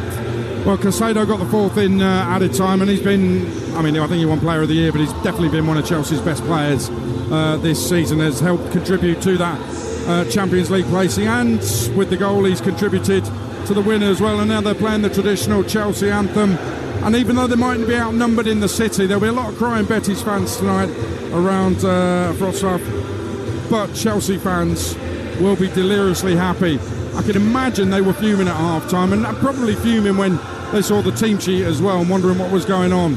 There was no hindsight about it. We all knew that team sheet was wrong, didn't we? Yeah, by the way, well done for saying Wrocław. Thanks. We're getting it right. I'm just glad I don't have to say it for much longer. The team from here got relegated last season, so won't be mentioning them in European competitions. No, but you're right, and I'm sure... it will be interesting to see if it does sort of come out at all. Whether Reece James was, took it and said fine, and, Levi Colwill took it and said, what, fine. I'm pretty sure after what happened at the weekend, they would have wanted to play again. So unless there was some kind of, scan that Reece James had to say that he shouldn't, well, he didn't look like it in the second half, did he? It's quite clearly the manager's decision. You could say well done for him for correcting it, but you still needed Cole Palmer to get you out of trouble. And Reece James is brilliant, and he's a good pro, and so is Colwill as well. And I think, again, it's another sign of unity. What we're seeing now is, I think they would have taken it well. They wouldn't have thrown the toys out the pram. But again, what do you do? What do you want? You want your subs to come on and make a difference. And I thought Reece James, he almost spreads that calmness, doesn't he? Both from a defensive and a offensive point of view. Chelsea 4, Real Betis 1. Time now to pick our man of the match with Enterprise Rent-A-Car. Man of the match on Talksport with Enterprise Rent-A-Car. Whether you're on holiday, at home or away this summer, Enterprise has locations all over Europe and a vehicle that's just right for you. Well, Really? Chelsea Cup winner. Well, listen, we talked about Cucurella, we've talked about Reece James coming on, making a difference. I think the man you're about to pick didn't even score, so... Should we all say this at the same time? 1, 2, 3. Cole Palmer. Why? He was so bad, he got taken off. And he got booked. I think that was a fairly open and shut case. Cole Palmer, our man of the match with Enterprise Rent-A-Car.